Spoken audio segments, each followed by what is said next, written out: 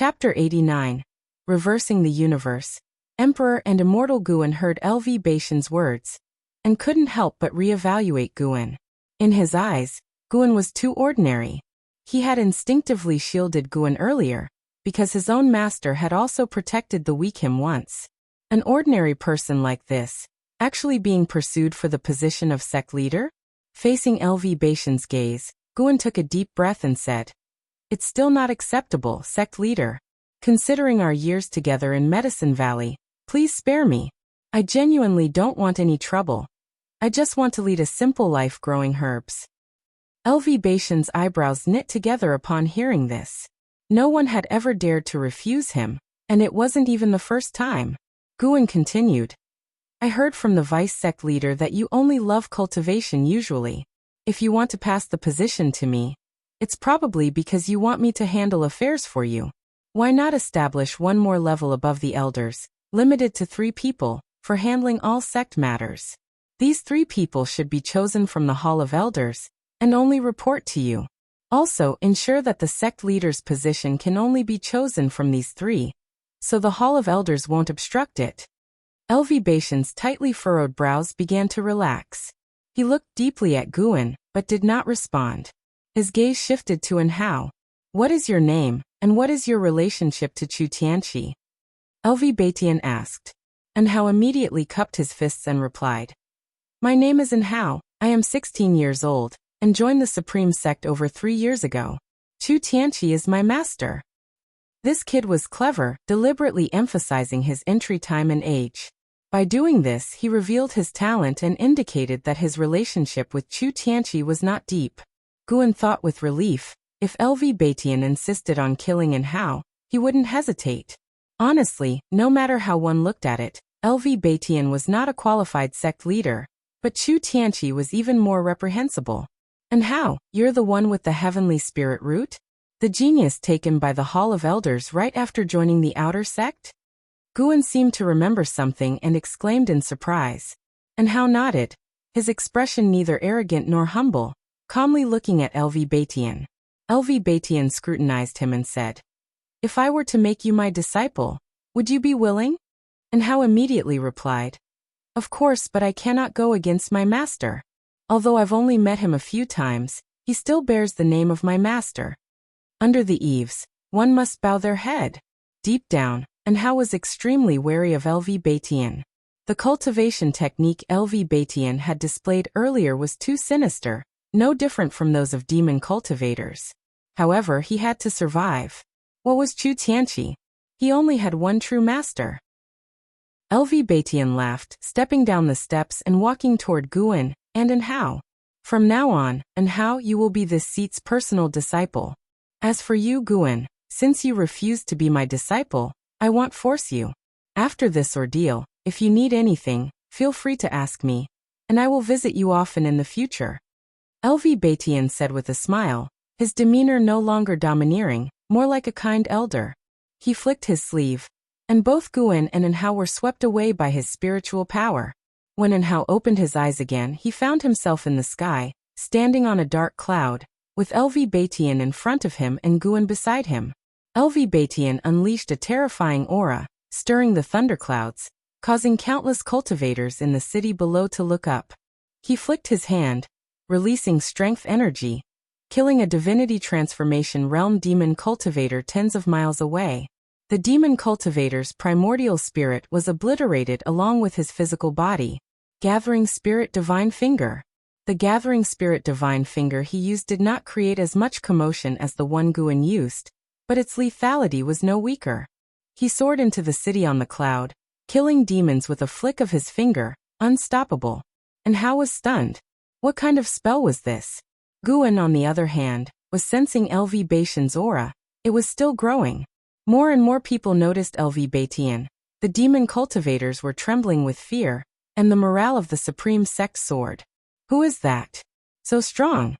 Wait a minute, isn't that the former sect leader? How is that possible? You mean Sect Master LV? Is he really Sect Master LV? Hiss, that demon cultivator had killed hundreds of core formation realm disciples. Yet he was killed with a single finger. What level of cultivation is that? This aura, my heavens! Below, in the inner sex city, a commotion broke out. Guan and Anhao stood behind LV Batian, watching his massacre. News of LV Batian's return quickly spread, with the demon disciples relaying the message. In less than 30 minutes, every battlefield in the Supreme Sect knew that LV Batian had returned and was killing indiscriminately. In another inner sect city, a group of demon cultivators set up an array platform amidst the ruins. The leading purple-dressed woman frowned at a nearby disciple and asked solemnly, "Where is Su Lian, the demon lord? Why hasn't he set up the array yet?"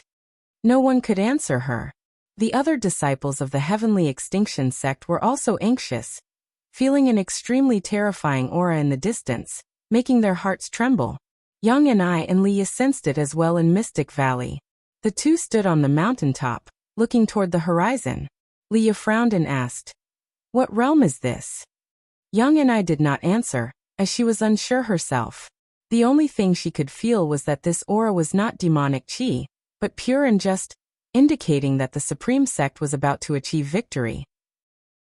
She wasn't surprised by this. Throughout history, the Supreme Sect always managed to turn danger into safety. In this land, no sect had stood longer than the Supreme Sect. Tianya Valley, Li Xiandao, Lv Yi Luyan, and Luo Hun stood together on the mountaintop, looking toward the direction of the Supreme Sect. Defying fate divine skill is truly incredible. Definitely the #1 miracle skill of this era. Li Xiandao marveled. Yi Luyan snorted. What miracle skill? It's clearly an evil skill. The bad practices of the Supreme Sect all started with him. Lv nodded. The old man hasn't been in seclusion all the time. He just pretends not to know many things. His fake death was probably a ploy to cleanse the Supreme Sect and strike at the demon path. That's his usual style. He's too arrogant, thinking he can handle any storm with his level of cultivation. Talking about LV Batian, his tone was very complicated. If that person were still here, LV Batian would have a hard time, Iluyan remarked. LV responded, and the two continued discussing LV Batian. Li Xiandao looked into the distance, his eyes deep. For a long time, LV noticed Li Zuando's prolonged silence and comforted him. Your Majesty, don't worry. Although the old man is strong, his talent is not as great as mine. Give me time, and I will surpass him. Li Xiandao laughed. Then you better work hard to grow. I can't wait forever. When I reach unification, I will take down the old man's head and present it to your Majesty. LV said confidently, causing Luo Hun to glance at him involuntarily. At dusk, Guan landed on the grass of the Third Medicine Valley, looking up to see no sign of LV Batian or Anhao. He had followed LV Batian in a killing spree in the inner sect. LV Batian said that since he didn't want to be the next sect leader, he couldn't witness the upcoming events, so he dropped him off along the way. Besides Lei Zhen, LV Batian had not encountered any other great cultivators at the unification realm. But the power LV Batian displayed caused Guan to feel a sense of crisis. For now their relationship was good, but what if they had a falling out? Guan could sense LV Batian's strong killing intent, something he didn't have when disguised as Elder Tian. One had to admit, this guy could truly control his nature. Such people were the most terrifying. Guan pondered as he began checking the nearby medicinal herbs. Before long, a figure flew over and landed beside him. It was Shenzhen. The one who brought you back earlier, is he LV Batian, the former sect leader of the Supreme Sect? Shenzhen asked curiously, her tone somewhat excited. Guan nodded asking, why? Are you very interested? Of course, he was recognized by my father as his lifelong enemy. How did he revive? What did you see while following him? Shenzhen was thrilled, even taking out paper and pen. Guan couldn't help but roll his eyes and said, Big sister, can you be less obvious when trying to gather information? You may be brave, but I'm scared. I don't want to be branded a traitor. He suspected Shenzhen wasn't that simple-minded, but she had no reason to harm him, leading to one possible explanation. She's cunning. She probably just wanted to see others in awkward situations. Shenzhen kept pressuring Guan with questions, pestering him for a long time until he couldn't take it anymore. If you keep following me, I'll write a medical hero travelogue and make you the first woman the protagonist meets, complete with illustrations, more vivid than the ones you draw." Guan glared at her. Shinjun's face turned red instantly. She glared at Guan, stomped her foot in embarrassment, then turned and flew away. Guan was stunned. Why didn't she scold him? This expression didn't look like anger. Guan shook his head with a smile and continued to check the medicine valley. The sun set, the moon rose. That night, the Supreme Sect was restless. When Guan returned to Mystic Valley, he could sense strong divine sense sweeping past occasionally. Demonic chi and demon energy were decreasing. It looked like the Supreme Sect was on the verge of victory. Under the moonlit night, snowflakes gently drifted down. Guan and Leah sat on the threshold, chatting softly about the history of the Supreme Sect. Most of the time, Leah was talking, and Guan was asking questions. Until dawn, Leah's inner sect disciple token received an order, summoning all inner sect disciples back to the city. He had to bid farewell to Guan. After Leah left, Guan looked at Yang and I and used the sound transmission skill to ask, "The righteous and the demonic battle is almost over, aren't you going back?" Yang and I glanced at him and responded with sound transmission skill. "When did I ever say I'd only protect you until this battle was over?" "What do you mean?" "I will stay by your side from now on, by Li Zuando's orders." "Really? You can go ask him if you want." Guan was silent for a moment, then used sound transmission to ask, "Is the emperor powerful?" He wanted to know how others viewed Li Xiandao. Li Xiandao wanted to be the eternal emperor, but was suppressed by the immortal cultivation sect. Wasn't the most powerful and influential person in the immortal cultivation sect LV Baitian? Li Xiandao had even poached LV Baitian's son, LV Xian. Guan felt that these two would clash one day. With Li Zuando's talent, he could indeed rise suddenly. He was publicly known to be at the core formation realm, perhaps to guard against LV Baitian. The confrontation between these two would be the collision of Emperor's Path and Immortal Path. In terms of cultivation, he's mediocre, but in terms of imperial strategies, he's formidable. Yang and I responded via sound transmission, her tone dripping with sarcasm, clearly holding a grudge against Li Xiandao. Guan was about to ask more when he suddenly sensed something and said, "Can you watch over the Medicine Valley for half a day? I need to go to the outer gate city." There was a remnant of the demon path nearby. Chapter 90. Time flies. Ranked in the Venerable Pavilion generally, Guan was not interested in demon path cultivators and avoided them as much as possible, but there was one exception. That was Suju. Suju had previously led a demon army to besiege Ji Xiaoyu, allowing Guan to gain over 50,000 years of lifespan, which left a profound impression on him. After leaving Mystic Valley, Guan flew towards the outer gate city. After flying quite a distance, he performed the great yin-yang transformation, turning into a shadowy form, and disappeared into the mountains and forests with the infinite traceless mystic heaven step. In a dense forest 200 miles away from Mystic Valley, Suju was meditating under a tree. His hair was disheveled, and his black robe was tattered, looking very miserable. Small flags were entangling his surroundings, forming a faint light shield to protect him. The vice-sect hierarch of the Wanin sect suddenly changed his expression and spat out a mouthful of black blood onto the grass, causing the weeds to wither and emit wisps of black smoke. "Damn Ji family," Suju gritted his teeth, his tone filled with hatred. During the chase by Ji Chun, he had also encountered ambushes from other great cultivators of the Ji family, and had nearly lost his life, making him fearful just thinking about it. The demon path gathered the might of 5 sects. The Thousand Autumn Pavilion, the Ancient Sky Sect, the Wanin Sect, the Heavenly Extinction Sect, and the Cold Poison Valley. Yet they were repelled in just one day. The strength of the Supreme Sect left Suju terrified. Thinking of the Ji family members in his sect, Suju suddenly desired to return and slaughter all Ji family cultivators. But just thinking about the might of the Ji family, he sighed. Forget it. Bear with it a little longer. Sooner or later, he would obliterate the entire Ji family. As Suju was lost in thought, a gust of wind suddenly came from deep within the forest, causing him to instinctively look over. Bang! The formation around him suddenly shattered, and a purple-black figure appeared in front of him, pressing a finger against his temple with an intimidating aura that rendered him immobile. Demon Shadow Divine Skill. Which high-ranking member of the Thousand Autumn Pavilion are you? Suju's expression changed drastically, and he asked cautiously, did the Thousand Autumn Pavilion have such a powerful presence? He was in the 9th layer of the Void Crossing realm. Even though he was seriously injured, a cultivator at Void Crossing shouldn't be able to suppress him. I have a question. Guan spoke, his voice hoarse. Suju felt a bit relieved internally and replied, please ask, Senior. Damn the Thousand Autumn Pavilion. I must lead the Wanin sect to flatten you all. Guan suddenly remembered that Suju was Su Rui's father, and Su Rui had died by his hand. Forget it.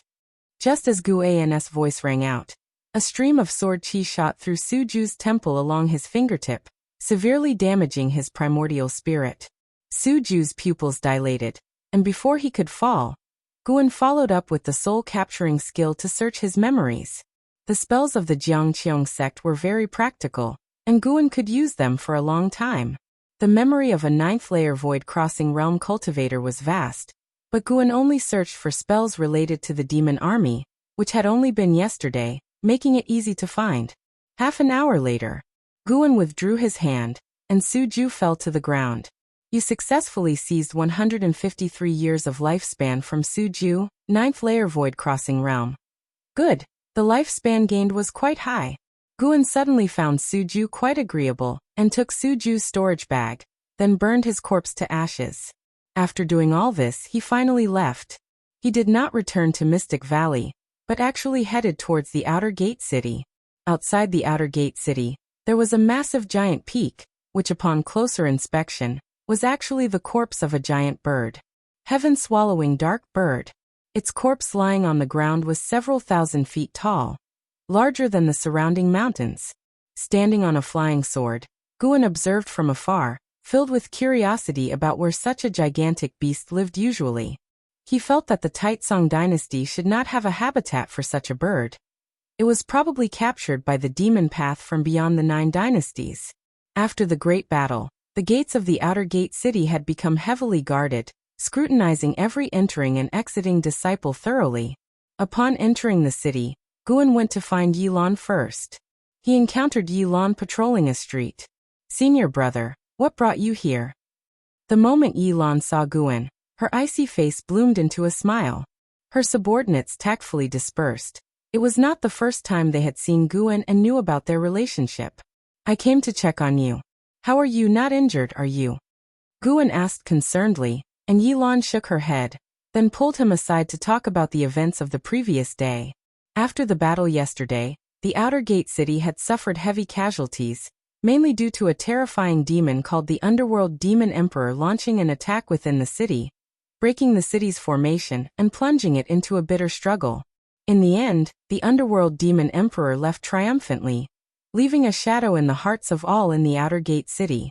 Listening to this, Guan felt even more the brutality of the immortal cultivation world. Fortunately, those he cared about were safe. After chatting with Yilan for a while, Guan took his leave. He went to the area around the Heavenly Repair platform, and the number of people on the platform had significantly dwindled, with most of the remaining individuals being injured. The ghost mother of Ephemera was still there, with bloodstains on her body, as if she were truly a disciple fighting for the supreme sect. It seemed she was not aligned with the demon path, or the underworld demon emperor. After scanning around the Heavenly Repair platform, Guan went to find Jiang Qiong. Jiang Qiong was at her residence. After closing the door, Guan looked at her and asked, "Didn't you say the city wouldn't be affected?" Jiang Qiong sat in a chair, looking very distressed, her qi and blood unstable, clearly injured. The situation changed. The information I received was false. It seems the Thousand Autumn Pavilion already suspects me. Jiang Qiong took a deep breath and said softly. Hearing this, Guan felt a bit happy and said, "In that case, you might as well abandon the dark side and join the light. Sever ties with the Thousand Autumn Pavilion." He had too many undercover identities, and he himself felt conflicted about it. He needed to discard some. Jiang Qiong shook her head, saying, "It's not that easy." Guan did not comfort her but instead asked, By the way, did the sword Venerable Fudao show up? He was very concerned about who was impersonating him. No, that person was not Sword Venerable Fudao at all, but a spy from the demon path, who had been lurking in the Supreme Sect for hundreds of years, posing as Sword Venerable Fudao. Once the demon path learned his true identity, their fear of him dissipated, prompting the launch of this great battle. Upon mentioning this, Jiang Qiong couldn't help but rub her temples. Guan asked in surprise, did the demon path betray each other? Or did that person turn and become Supreme Sect's bait? Jiang Qiong shook her head. I don't know. I'm very confused now. It said that Chu Tianqi has already fled, and the late LV Baitian has taken over as the sect leader, preparing to thoroughly investigate the Supreme Sect. For the next period, you should come here less often. I need to handle the upcoming examinations from above. This morning, news from above said that the Supreme Sect will establish a venerable pavilion, which will be above the Hall of Elders.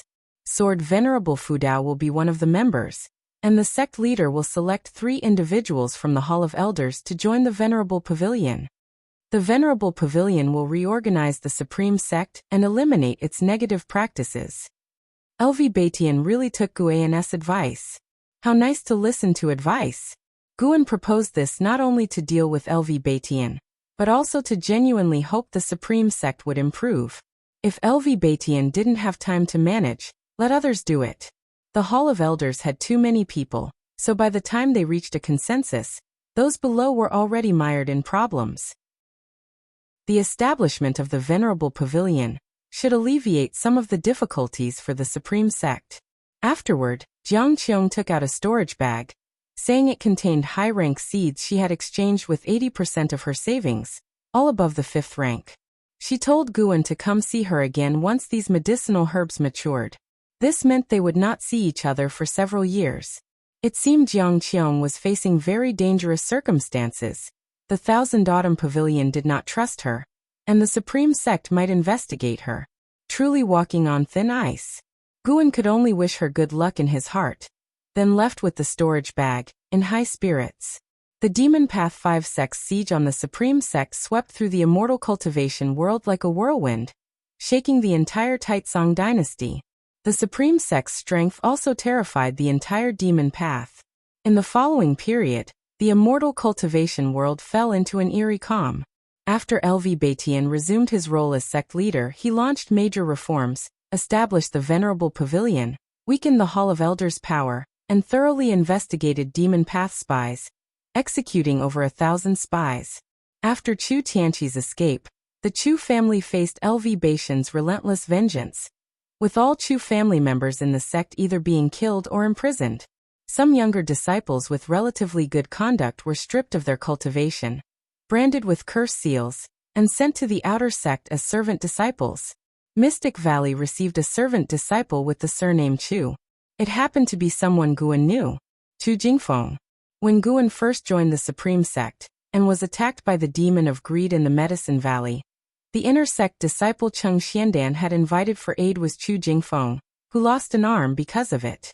Later, he even helped Guan clear out the evil cultivators around Mystic Valley associated with the demon of greed. Guan looked at the aged face of Chu Jingfeng sitting opposite him, feeling a mixture of emotions. The last time they talked, Chu Jingfeng had promised that if Guan ever faced any trouble, he could seek help from the Chu family. Time had passed, and the Chu family had fallen completely.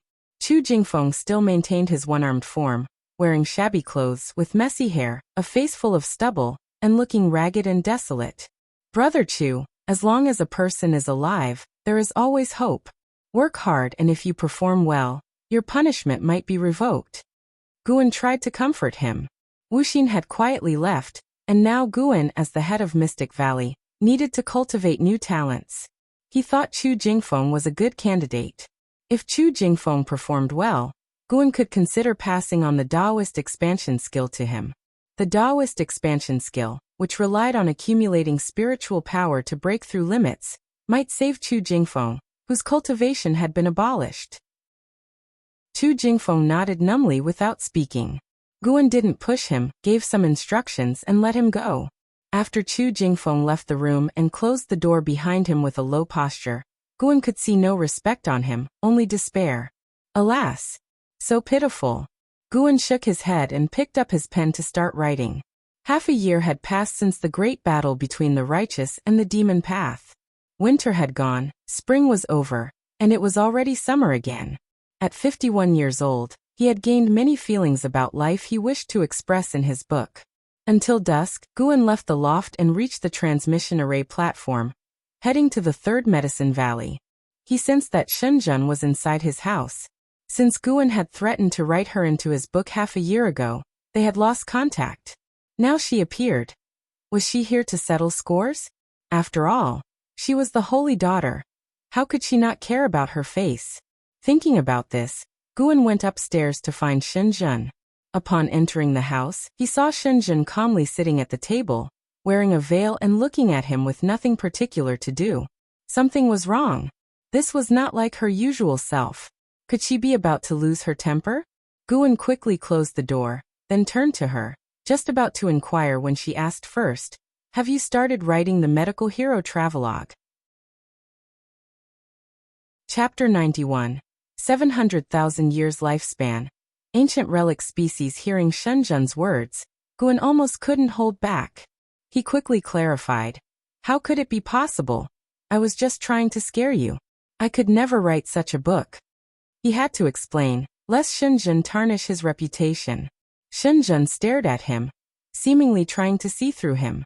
But he remained calm and unashamed. "All right, I believe you," Shenzhen said softly. But her tone was different from before, leaving Guan unable to figure out what she was thinking. Guan walked to the tea table and started to boil water to make tea. When he placed the teacup in front of Shenzhen, she finally spoke. "Actually, I came to see you for another matter." "Speak," Guan replied, then sat down at the table. Shenzhen began. "It's said that Elder Tian in the Medicine Valley was actually Sect Master LV Batian in disguise. Is it true?" Guan felt there was nothing to hide, so he nodded. After all, ever since the war ended 6 months ago, neither Gu Zong nor Ji Hantian had come back. Perhaps LV Batian had handled them. Gu Zong was understandable, being part of LV Batian's faction, but Ji Hantian had cursed LV Batian in the Third Medicine Valley, and even openly expressed his desire to be the sect master. "I want you to introduce Sect Master LV to me in my personal capacity, not representing the Dao Tian sect," Shenzhen said as she stared at Guan. Guan frowned, showing hesitation. Shenzhen took out a red wooden box from her storage bag and said, "This is a 6th-rank spirit tree, purple mist bamboo. One segment can form a bamboo grove. Plant it at the edge of the Medicine Valley, and it will automatically form a purple mist maze array. The bamboo shoots of the purple mist bamboo are top-grade medicinal materials, with a high price." "What do you mean? What's our relationship? Do we need to go this far?" Guan said solemnly, then placed the red wooden box into his storage bag and followed up seriously. "For your matter, you need only ask, I'll naturally help you. But not again." Shenzhen was stunned for a moment, then burst out laughing, covering her mouth. When she laughed, her eyes were indeed beautiful. Guan thought so. With his playful manner, the awkward atmosphere between them dissipated, and the conversation resumed as usual. After chatting for a long time, Shenzhen finally took her leave. Guan then started wandering around the Medicine Valley, looking for a suitable place to plant the purple mist bamboo. In the end, he chose to plant it at the southern edge of the mountainous area, and sent Tangyu to specifically guard it. He began to anticipate LV Batian's arrival. It wasn't for Shenzhen. He was thinking about LV Batian's promise. LV Batian had said that he could ask for anything anytime. Guan didn't want another Medicine Valley for now, but he did want high-rank herbal seeds to gradually replace the low-rank ones. If he could fill an area of 100 square miles with high-rank seeds, his lifespan income would see a leap. Once he reached a lifespan of 1,000,000 years and unlocked new functions, he would completely enhance himself. Days passed by. Until the early autumn, LV Batian finally came. He wore a black robe with dragon patterns, his black hair coiled under a jade crown, and his face was stern, looking nothing like the old Elder Tian. Now he fully exuded the aura of a sect leader. Upon meeting, Guan immediately used his lifespan detection on him. "LV Batian, Unification Realm 9th Layer 755/3150/3200. Well, sure enough, he had reached the 9th layer of the Unification Realm. Moreover, his lifespan was close to the limit, making it very difficult to increase further. Guan suddenly thought of one thing. Before, Chu Xian performed a sacrificial array in the outer sect. Could it have been for LV Baitian? No, the Chu family had been exterminated by LV Baitian. It shouldn't have been his doing. While thinking, Guan welcomed LV Baitian. The two went inside to talk. LV Baitian took out 4 booklets from his storage bag, placed them on the table, and said, "I established the Venerable Pavilion as you suggested. These are the 4 members of the Venerable Pavilion. You can take a look." Upon hearing this, Guan immediately picked up a booklet, and found that it not only contained the names and portraits of the Venerable Pavilion members, but also various detailed information, including their life experiences. He quickly flipped through, seemingly casually, but in reality, he memorized all the information.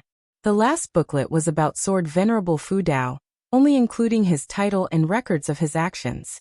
In the immortal cultivation world, he was known as Flying Leaf Sword Immortal, and Supreme Sect revered him as Sword Venerable Fu Dao. Sword Venerable Fu Dao, Gugua, Jihengshi Zhouyu. How impressive. They happened to be the 3 strongest families of the Taizong dynasty, and they were all at the Unification Realm. Guan had yet to meet these 3 people. Now he had seen 6 people at the Unification Realm.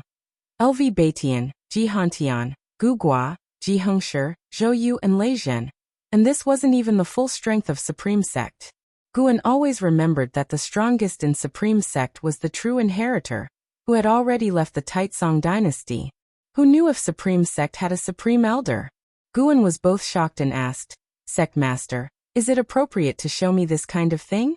LV Baitian smiled.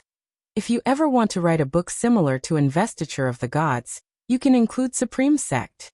Supreme Sect under Supreme Immortal Venerable is somewhat playful and not deep enough. We will see. I'll finish writing Supreme Immortal Venerable first," Guan replied. Supreme Immortal Venerable had at least 5 million words, and he only published 1 book a year, each book having only about 100,000 words. Sometimes he even wrote 1 book in 2 years. It was far from being finished. The main reason was that Supreme Immortal Venerable brought significant spirit stone income, far surpassing Investiture of the Gods. He didn't want to let it go for now. LV Baitian laughed and didn't urge him. Guan appropriately put forward Shenzhen's request, and LV Baitian agreed immediately, saying she could meet him today without any hesitation.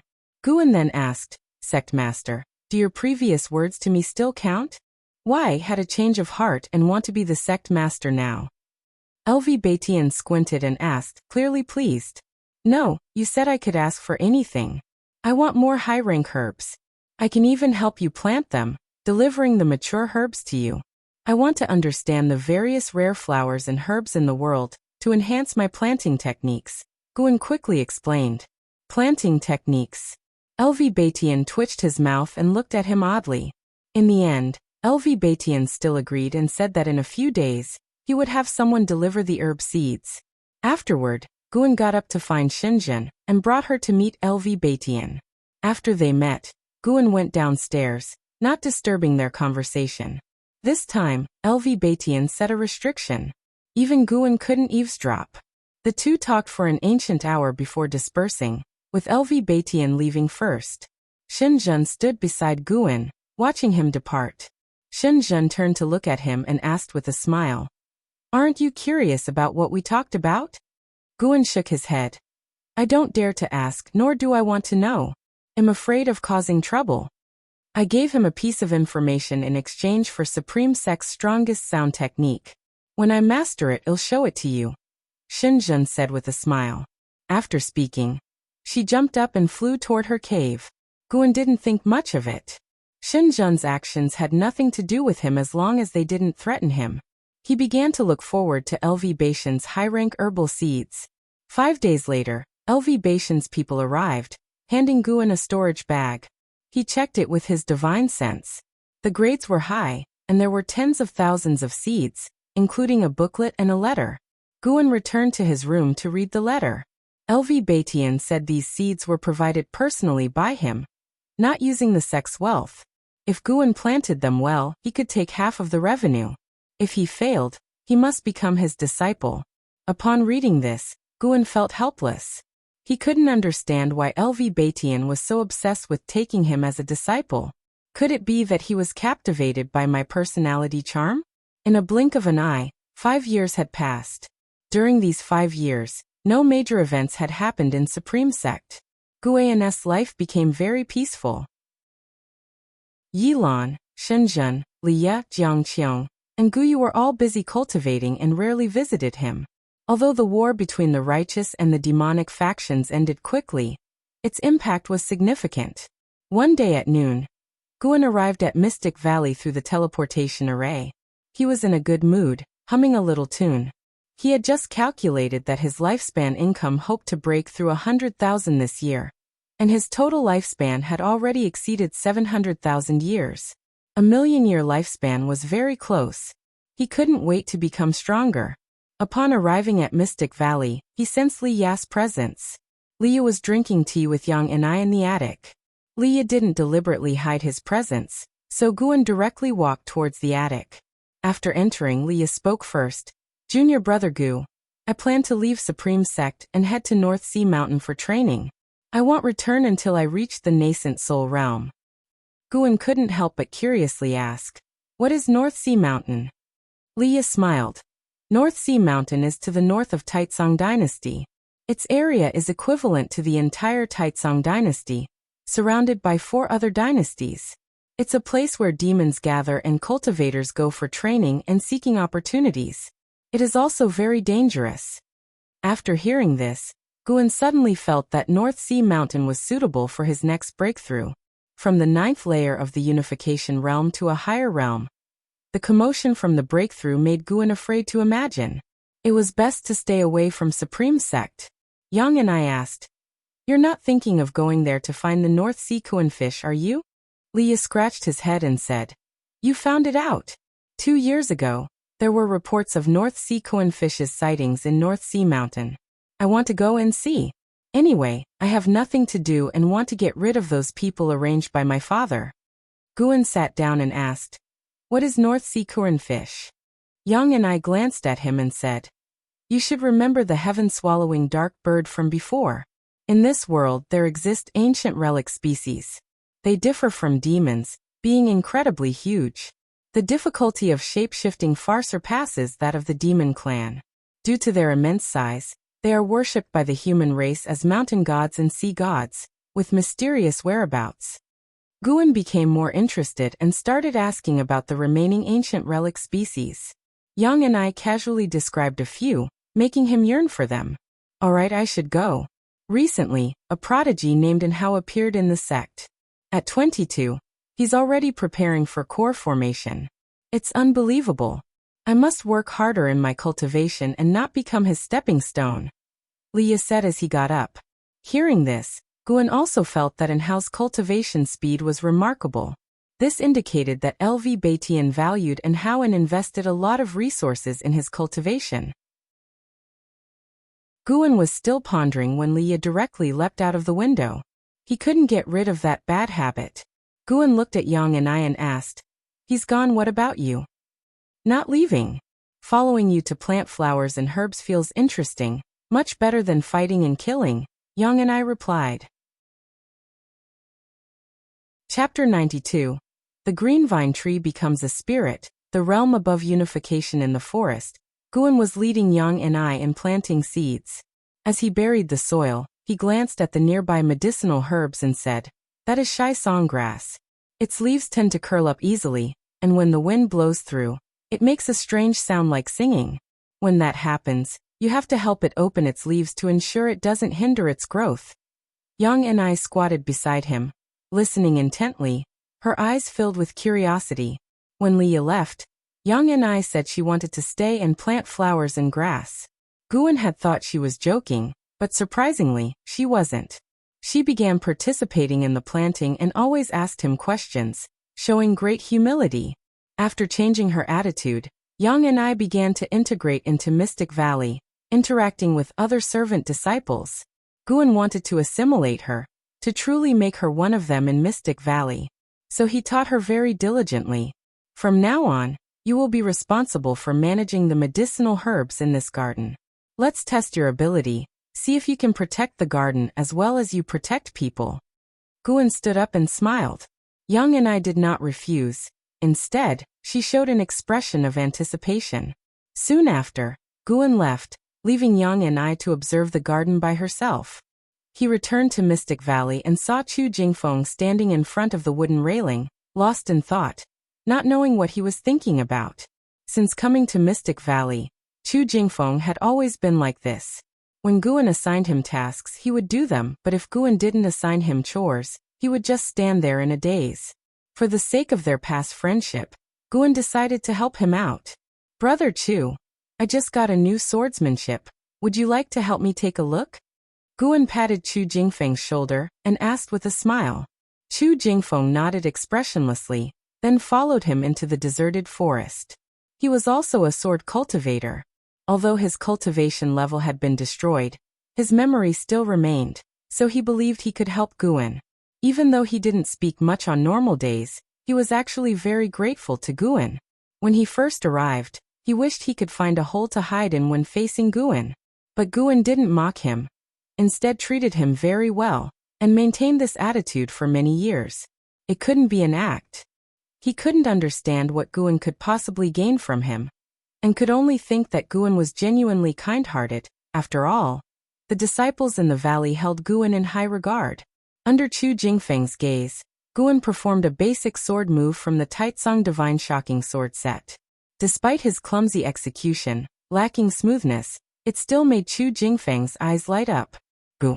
Valley Master, what swordsmanship is this? Chu Jingfeng asked, barely able to contain his excitement. As a swordsman, how could he not be thrilled to see such profound swordsmanship? Guan scratched his head and said, I don't know either. I encountered a senior when I went to the Heavenly Repair platform before. He taught it to me, saying that if one could master this swordsmanship, one could become a sword god in the mortal world. Chu Jingfeng was about to speak but stopped himself.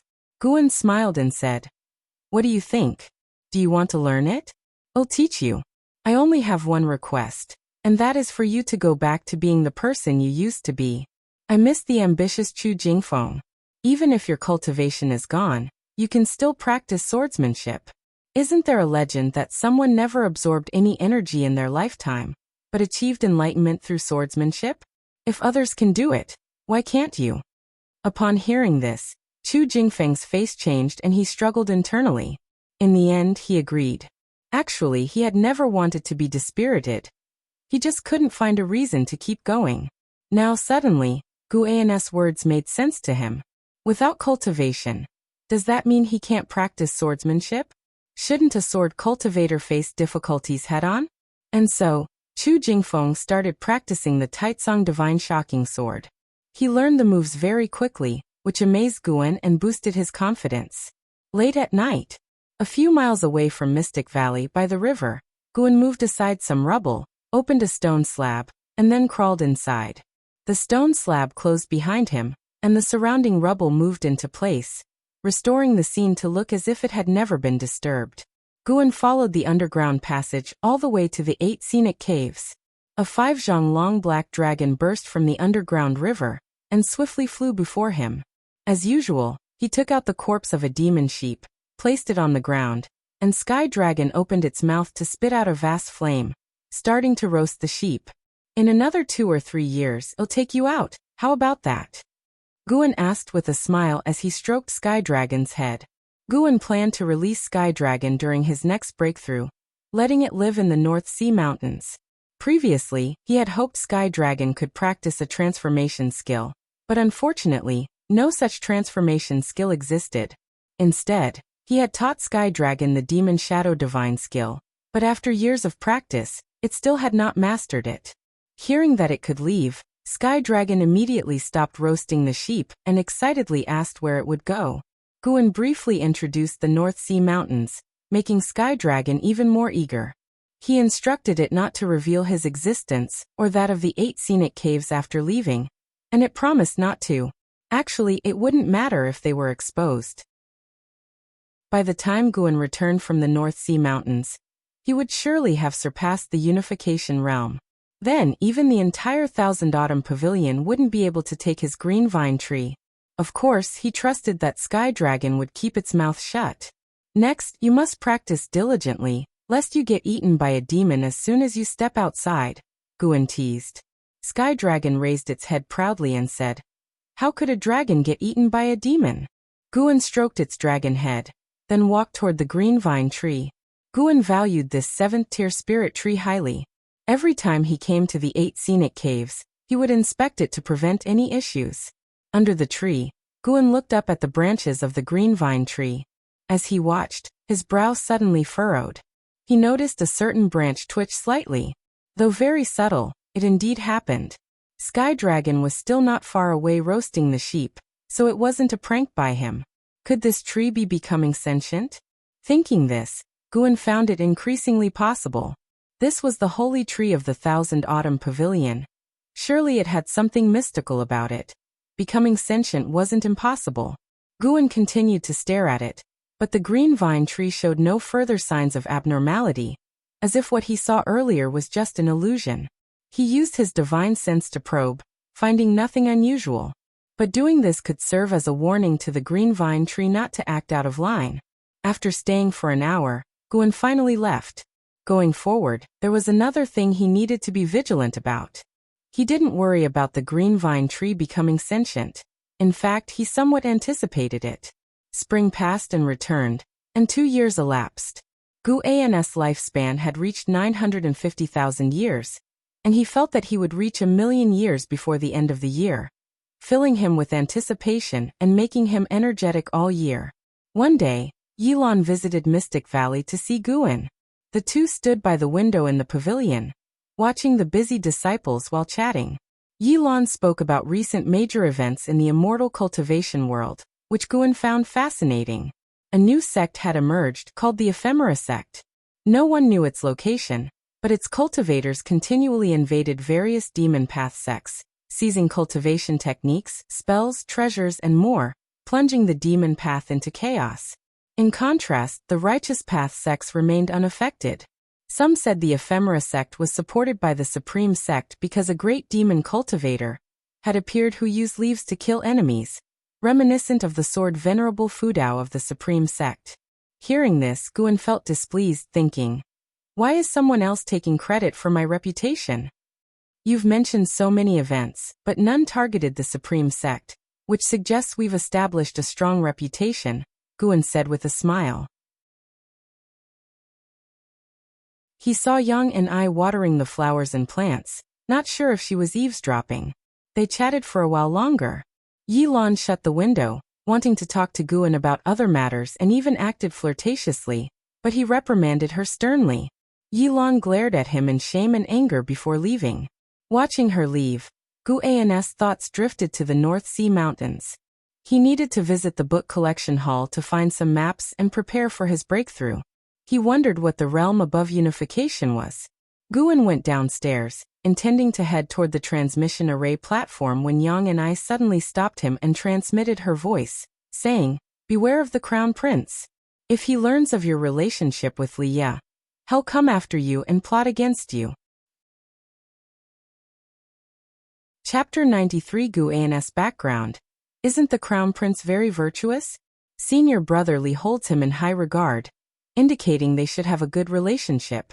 Guan asked using the sound transmission skill, his tone puzzled. Yang and I snorted. That's just because Liya is naive. Over the years, the Crown Prince has dispatched many shadow agents to assassinate him. I've blocked one attempt myself. Then why don't you tell Senior brother Li to be more cautious? It's his father's decision. His father fears that alerting the enemy would provoke the Crown Prince into staging a coup. His father is of mediocre cultivation and no match for the Crown Prince. If the Crown Prince ascends to the throne, it would only be more dangerous for Liya. Yang Nis' answer made Guan want to laugh. Li Xiandao was almost in the void-crossing realm, yet he wasn't a match for the Crown Prince? In this way, it seemed Li Xiandao was someone like Guan. To this day, Li Xiandao had never revealed his cultivation level. The only reason Guan knew his true cultivation was because he had opened his golden finger. I understand. Oh, be careful of the crown prince, Guan replied using the sound transmission skill. Yang and I nodded and no longer stopped him. Watching Guan's departing figure, Yang and I slightly shook her head. Why am I starting to genuinely care about this kid's safety? Ever since Yang and I learned that Guan had Medicine Valley within the inner sect, she felt his identity was not simple. At the very least, within the Supreme Sect, he was well taken care of and unlikely to be in danger. Immediately, Yang and I stopped thinking about it. In the next few days, the dusk flower she had planted with her own hands was about to bloom. She very much anticipated the scene when it blossomed. On the other side, Guan arrived at the third Medicine Valley. He walked straight to the Mystic Pure Tree. The Mystic Pure Tree had already grown into a large tree. Its leaves were dense, and the white spirit rat was napping under it. Since the Mystic Pure Tree had shade, it seldom ran around and spent its days sleeping under the tree. Guan did not mind this. On the contrary, he looked forward to it. LV Batian once said that the Mystic Pure Tree could not only enhance the spiritual energy of the area, but also improve one's comprehension if one cultivated under it. If the white spirit rat slept under the Mystic Pure Tree all day, would it gain Tao comprehension in its dreams? Let's experiment. If it worked, he would also nap under the tree in the future. Guan took an ancient gold-swallowing insect from the insect bag at his waist and let it fly onto the tree. Then he found Xiaochuan and instructed him to place 100 pounds of iron or under the tree every month to nourish the ancient gold-swallowing insect. The best thing about Xiaochuan was that he never asked unnecessary questions and agreed to the task directly. After checking the Mystic Pure Tree, Guan moved on to the Human Face Tree and the Purple Mist Bamboo, ensuring that these treasures were growing well. He then began to patrol the Third Medicine Valley. The Third Medicine Valley now cultivated many high-rank medicinal herbs. Last year, when LV Batian came to visit, Guan specifically requested an increase in the number of servant disciples. LV Batian immediately agreed, raising the number to 300. Even with 300 people, Guan still felt understaffed. But if he wanted to increase the number further, he would need to produce enough yields to prove himself. It wasn't until evening that Guan returned to the loft. Today he had harvested another batch of medicinal herbs, gaining thousands of years of lifespan, bringing him closer to the 1,000,000 mark. A month later, in the morning, after leading the Mystic Valley disciples in exercises, Guan returned to the loft and spread out a map on the table. This map was hand-drawn by a great cultivator of the Supreme Sect, and it even had restrictions. When he extended his divine sense into it, he could see detailed topography, giving him the feel of using a VR map from his previous life. No wonder the map's price reached 5 top-grade spirit stones. It was truly worth the cost. Guan immersed himself in searching for a suitable place for a breakthrough. By noon, someone from Mystic Valley came to visit. Yang and I transmitted a message to Guan. The Crown Prince is here, handle it yourself. I can't show up. Upon hearing this, Guan slowly put away the map, then got up and walked out of the loft. He came outside and saw a white-clad man holding a folding fan walking towards him. The man had an elegant demeanor, a smiling face, looking every bit like a gentle scholar. Guan cast a lifespan detection. Li Dai, Nascent Soul Realm, First Layer 189/960/1250. No special cultivation techniques. Cultivation level was as it appeared. A nascent soul cultivator under 200 years old, he was indeed a genius. Instead of approaching Guan, Li Dai walked towards Chu Jingfeng, who was inspecting the garden in front of the wooden fence. Chu Jingfeng, long time no see. Li Dai greeted from a distance. Chu Jingfeng turned to look and frowned. They met and started to chat, with Li Dai's laughter being very hearty, attracting the attention of other disciples in the valley.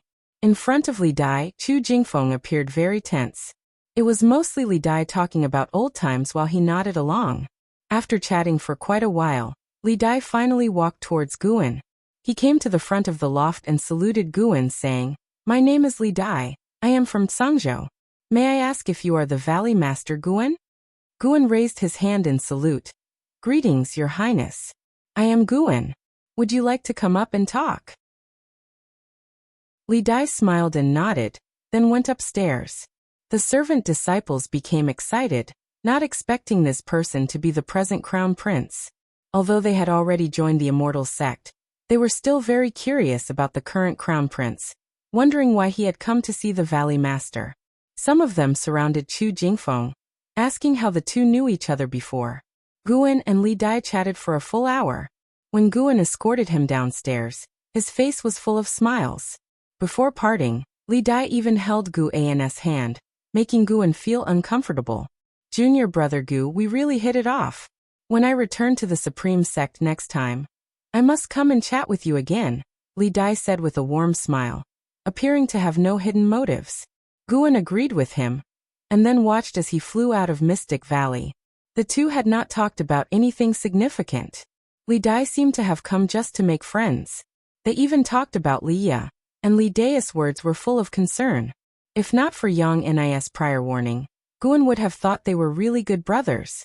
Until he left, Li Dai made no demands and did not try to recruit Guan. Guan could sense that a divinity transformation cultivator was hiding in the mountains and forests nearby, likely to protect Li Dai. After leaving Mystic Valley about 10 miles, Li Dai's smile disappeared, replaced by a grim expression. An elderly man in a green robe flew to his side and whispered, "Your Highness, there is a nascent soul cultivator in the valley." "Yes, I already felt it. It's Yang and I. Father has actually sent Yang and I to guard him. This person's relationship is certainly not simple. Look into his background, find out what his identity really is within the Supreme Sect," Li Dai said coldly, his eyes filled with murderous intent when he mentioned Yang and I. The elderly man in the green robe asked, "If he has no backers, should we capture him?" "I'll first see the sect leader. The sect leader's attitude is crucial. If the sect leader supports me, then we'll directly eliminate Li Ya and Guan, cutting off father's spies and pawns," Li Dai responded. The two did not know that their conversation was overheard by Guan. In front of Guan, a divinity transformation cultivator was no different from an ant on the roadside. "Want to kill me? Interesting," Guan smiled. He did not take it to heart. Even if he stood still without fighting back, Li Dai and the old man in the green robe couldn't kill him. Guan turned and went upstairs. It didn't take long before Yang and I entered through the window. Yang Nis' face was grim. He probably sensed my presence. It looks like his cultivation technique has reached the transformation realm.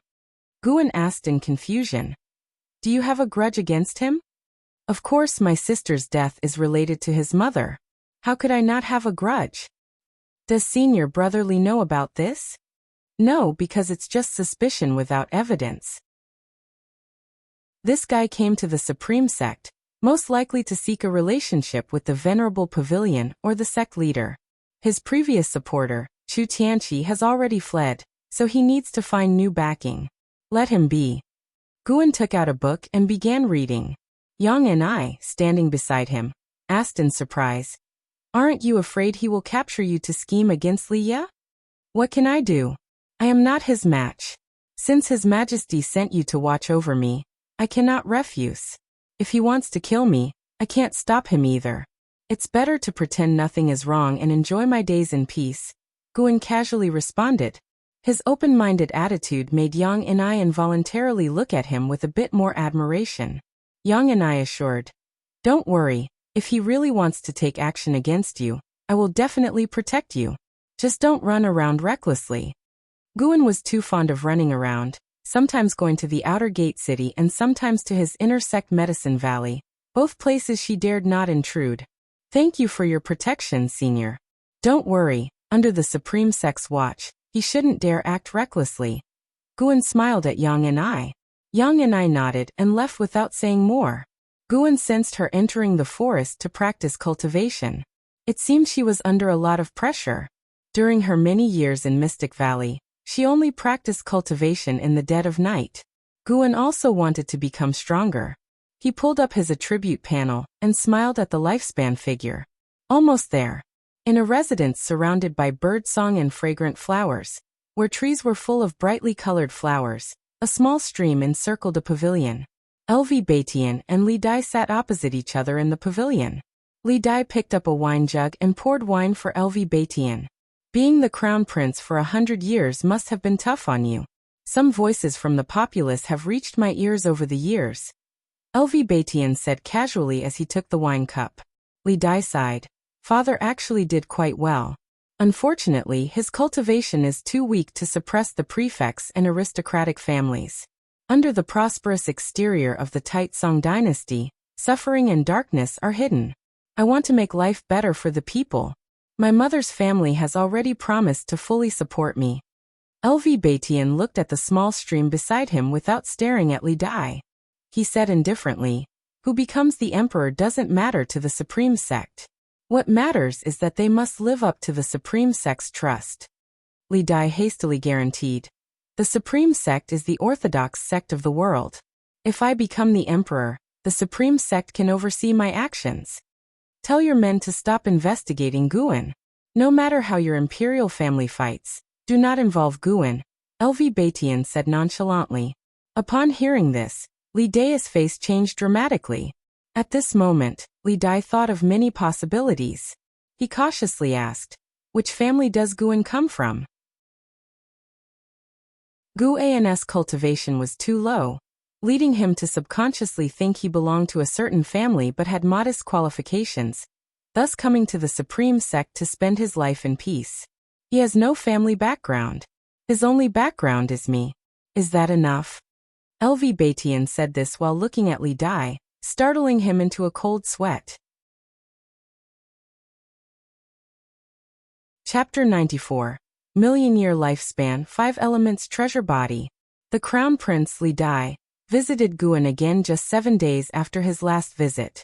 This time he brought many medicinal herb seeds, clearly putting in a lot of effort. Although Guan did not know why he was being so generous, he appreciated and accepted the gift, even inviting Li Dai for a drink. The atmosphere of their conversation was more pleasant than before. Until he left, Li Dai did not attempt to recruit him, as if he truly wanted just to befriend him. But after Li Dai left, the way Yang and I looked at him changed. It's the first time I've seen him so attentive to someone, Yang and I said in a complicated tone. Guan laughed and said, who could blame him? I treat people kindly. He wasn't foolish. He guessed it might be because of LV Batian, but he wasn't sure what exactly had happened. Li Dai came to the supreme sect looking for support, and he definitely wouldn't go to look for the noble families, especially excluding the Ji family. Aside from that, only LV Batian had such significant influence. Yang and I also guessed that there was a bigger supporter behind Guan since even Li Xiandao could not make the crown prince so attentive. She was very curious about who Guan really was. It's best not to tell His Majesty about this. You've been with me for so many years. You should understand my character. I don't seek disputes, nor do I want to be suspected by others. Guan said to Yang and I seriously. Yang and I nodded and quipped. It seems that Li Ye is not your blessing, but rather you are Li Ya's blessing. Indeed, with your diligence in planting and cultivating so many medicinal herbs, and not fighting for power, if I were one of the supreme sect's seniors, I would also favor you. Guan took out the storage bag given by the crown prince, drew out 100 seeds, and handed them to Yang and I saying, these are all 5th-tier seeds. Cultivate them carefully, and if you do well, you can have 1/10 after they mature. I will give you more seeds in the future. Yang and I received the medicinal herb seeds with a look of joy and immediately agreed to this task. Guan looked at her, feeling very gratified. In the 3rd Medicine Valley, there were many people, but the only one who genuinely liked planting flowers and herbs was Yang and I. Xiaochuan preferred raising demon beasts, and the other disciples were cultivating immortality, having no choice but to work. Guan began to have higher expectations of Yang and I. With the changing of seasons from summer to autumn, the autumn colors covered the Mystic Valley, Tianya Valley, and the 3rd Medicine Valley. In the autumn season, the Supreme Sect had an added touch of beauty, with autumn leaves covering the mountains and rivers, stretching as far as the eye could see. Near the end of autumn, one afternoon in Tianya Valley, Guan wrapped the freshly picked medicinal herbs with spirit protection paper, and a 3-line notification appeared before him. You have successfully extracted 52 years of lifespan from deer bone grass, 5th tier. Your lifespan has surpassed 1 million years for the first time. unlocking the Enemy Lifespan Prediction feature. Enemy Lifespan Prediction. Once activated, it will automatically discern cause and effect. When a living being harbors hostility towards your true self, a notification will appear. The notification does not consume lifespan. Investigating the opponent's lifespan will consume lifespan. Reading the new feature, Guan paused. This is really good. It could alert him to potential enemies, helping him to avoid risks. He immediately activated the lifespan prediction feature. But there was no notification for the time being, perhaps because it started from now. Guan's mood became cheerful. He felt this feature was significant, and that waiting for so many years had been worth it. Moreover, he had accumulated 1,000,000 years of lifespan, and was about to break through. He started to hasten his movements. After harvesting the mature medicinal herbs in Tianya Valley, he transported them all to the storage tower.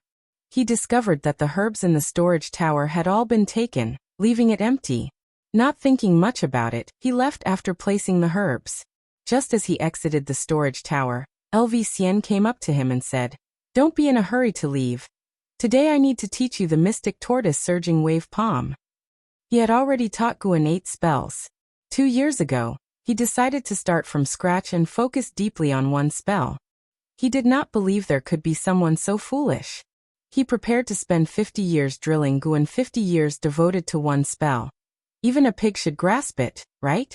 Guan pushed him aside and said, "Not today, another time." LV Xian was stunned as Guan pushed him. This guy dared to push him? He actually got pushed. No. LV Xian held Guan's shoulder, not letting him leave. Guan shook his head helplessly and said, "I think I have already mastered the Mystic Tortoise Surging Wave Palm. Would you like to see? Is that so? Try it now."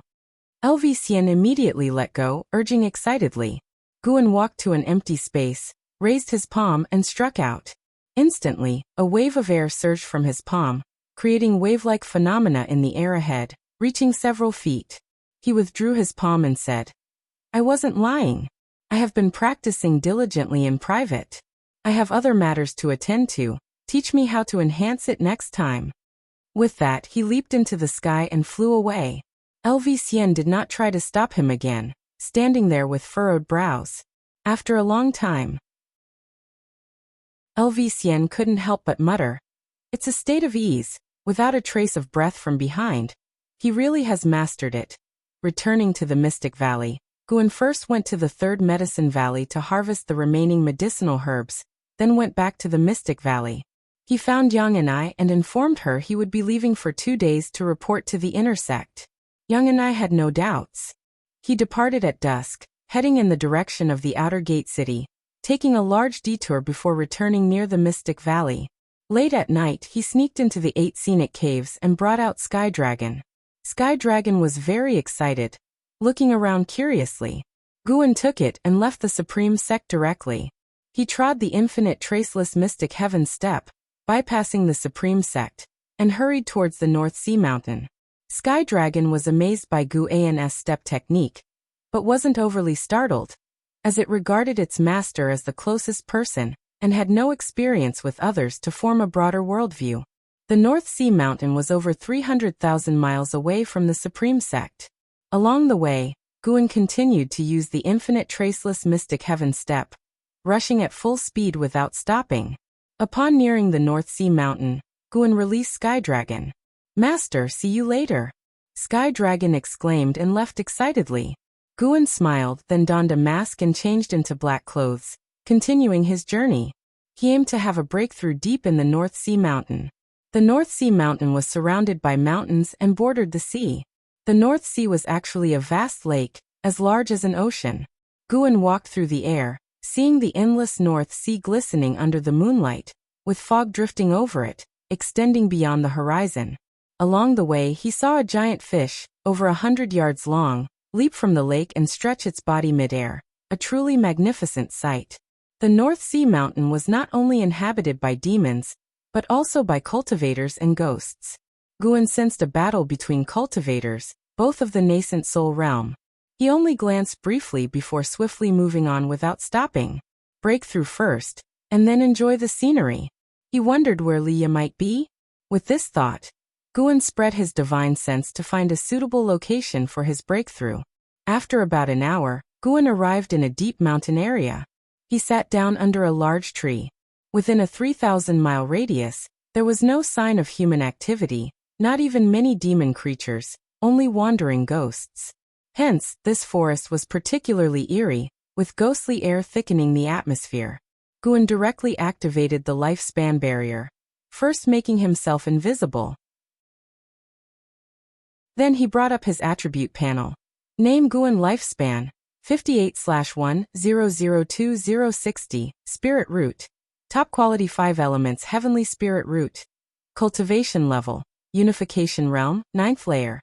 Cultivation techniques, Fire Control Art, Initial Insight, Yangwood Primordial Skill Mastery, Mystic Yellow Dragon Energy Skill Consummation, Alchemy, Slight Accomplishment, Myriad Poison Mystic Skill Untrained, Yin-Yang Art Untrained, Taoist Expansion Skill Untrained. Seeing his 7-digit lifespan, he felt a strong sense of accomplishment.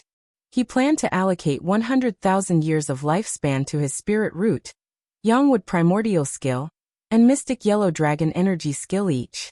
Then he would enhance his cultivation level. As for spells, ultimate skills, and divine skills, he could spare fewer lifespan points since he rarely engaged in combat. Guan directly allocated 100,000 years of lifespan to his Spirit Root, intending to stop regardless of the outcome. You have allocated 100,000 years of lifespan to your Spirit Root for evolutionary cultivation. You have perceived the nature's spiritual energy for 1,000 years. Your 5 elements Spirit Root perception power has increased. You have perceived the nature's spiritual energy for 2,000 years. Your 5 elements Spirit Root perception power has increased. You have perceived the nature's spiritual energy for 7,000 years, finally comprehending the 5 elements' true meaning. Your top quality 5 elements Heavenly Spirit Root has been refined. You have perceived the nature's spiritual energy for 56,000 years, finally comprehending the 5 elements' true meaning. Your top quality 5 elements Heavenly Spirit Root has been refined. A string of notifications flashed crazily before Guan's eyes. Although he was prepared, he couldn't help but scowl. Perhaps he shouldn't have enhanced the Spirit Root after all. The top quality 5 elements Heavenly Spirit Root was already adequate. But since he had enhanced it, he could only endure. Though it hadn't transformed, the refinement should have strengthened his aptitude. Guan comforted himself. The notifications continued. You have perceived the nature's spiritual energy for 70,000 years, finally comprehending the 5 elements' true meaning. Your top quality 5 elements Heavenly Spirit Root has been refined. You have perceived the nature's spiritual energy for 80,000 years, finally comprehending the 5 elements' true meaning. Your top quality 5 elements Heavenly Spirit Root is undergoing transformation. Being wrapped in nature's spiritual energy, you have entered a state of nirvana. You have perceived the nature's spiritual energy for 90,000 years, successfully undergoing nirvana. Your top quality 5 elements Heavenly Spirit Root has fused with your body and soul, upgrading to 5 elements treasure body. You have perceived the nature's spiritual energy for 100,000 years. Your 5 elements treasure body has been refined. Seeing the 5 elements treasure body, Guan's spirit lifted. He felt like he had found a silver lining, and his hard work had paid off. Ecstatic. Just as Guan's mood soared, the spiritual energy in the ground began to surge. A terrifyingly violent wave of spiritual energy rushed towards him. The momentum was even more exaggerated than when he broke through to the 9th layer of the Unification Realm. Sorry to all beings in North Sea Mountain, you are going to be alarmed. Guan immersed himself in the magical process of spiritual energy, refining his body. Throughout the North Sea Mountain, beings continually sensed the descent of spiritual energy. In less than 15 breaths, even those at the periphery could feel the anomaly. In a secluded valley, a white-robed Li Xiandao sat on an array platform, surrounded by thousands of elixir bottles and storage bags. Flags stood around the platform, with even more flags and talisman papers on the surrounding valley walls, creating a dazzling display. Li Xiandao opened his eyes, his brows furrowed. Another descent of spiritual energy. What is going on? Why is this happening even in the North Sea mountain?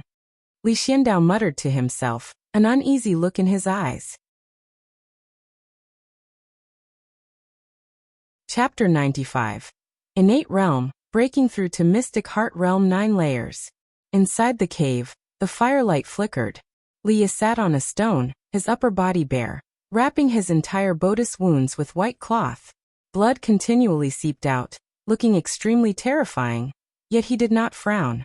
Hovering beside him was a soul body, an elder with a tall figure, stroking his beard as he watched him. You can endure the toxicity of the thousand-handed demon vine. Your body has grown stronger again. The elder praised. Leah responded calmly, still not enough. Compared to LV Xian and Ji Xiaoyu, it's nothing. Not to mention, the sect has recently seen the rise of An Hao, who is said to have talent even more exaggerated than the two of them. The elder chuckled. They are born geniuses. You are different.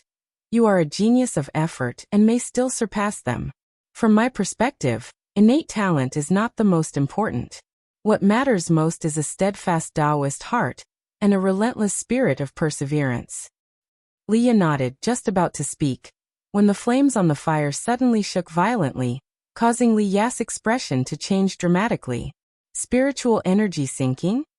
Leah frowned, as did his elder. The elder frowned. Could it be a natural disaster rather than man-made? What does this portend? He calculated with his fingers, but unfortunately, could not determine anything. As the spiritual energy in the North Sea mountains began to sink, the roars of demon beasts echoed unceasingly between heaven and earth. Cultivators hiding in their caves rushed out, and those who were fighting had to stop.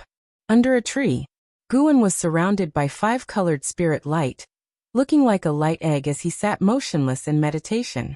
He also heard the roars from all directions.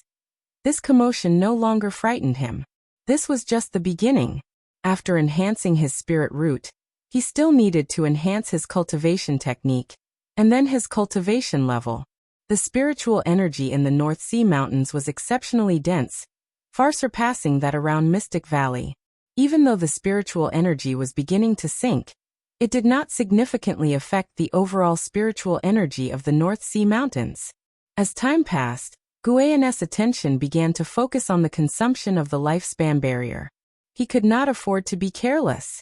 He had a premonition that the consumption of the lifespan barrier this time would not be a small amount. He did not want to die from lifespan exhaustion. An hour later, Guyan had completely transformed into a 5 elements treasure body. He could feel the changes throughout his entire physical body, with his chi blood and strength growing stronger, his ability to induce spiritual power increasing, and his senses undergoing a tremendous transformation. He even felt as if the 5-element spiritual energy around him had merged with him, a sensation that was simply too marvelous. Guyan suppressed his joy, planning to study the wonders of the 5 elements treasure body later. For now, he needed to continue burning lifespan. First, the Mystic Yellow Dragon Energy Skill. This technique allowed him to conceal his cultivation level and aura, which was extremely crucial. 10,000 years invested. A series of notifications flashed crazily, and Guyan carefully read through them. The Mystic Yellow Dragon Energy Skill was promoted to Earth Divine Energy Skill, and Earth Divine Energy Skill was promoted to Primordial Rui Skill. Promoted twice.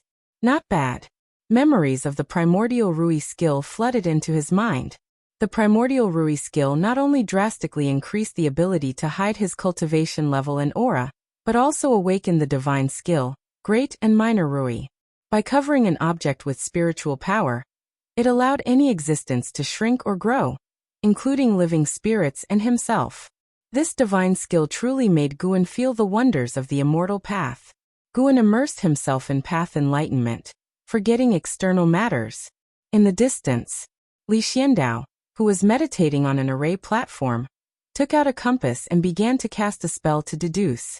Needles on the compass jumped wildly, causing his expression to become solemn.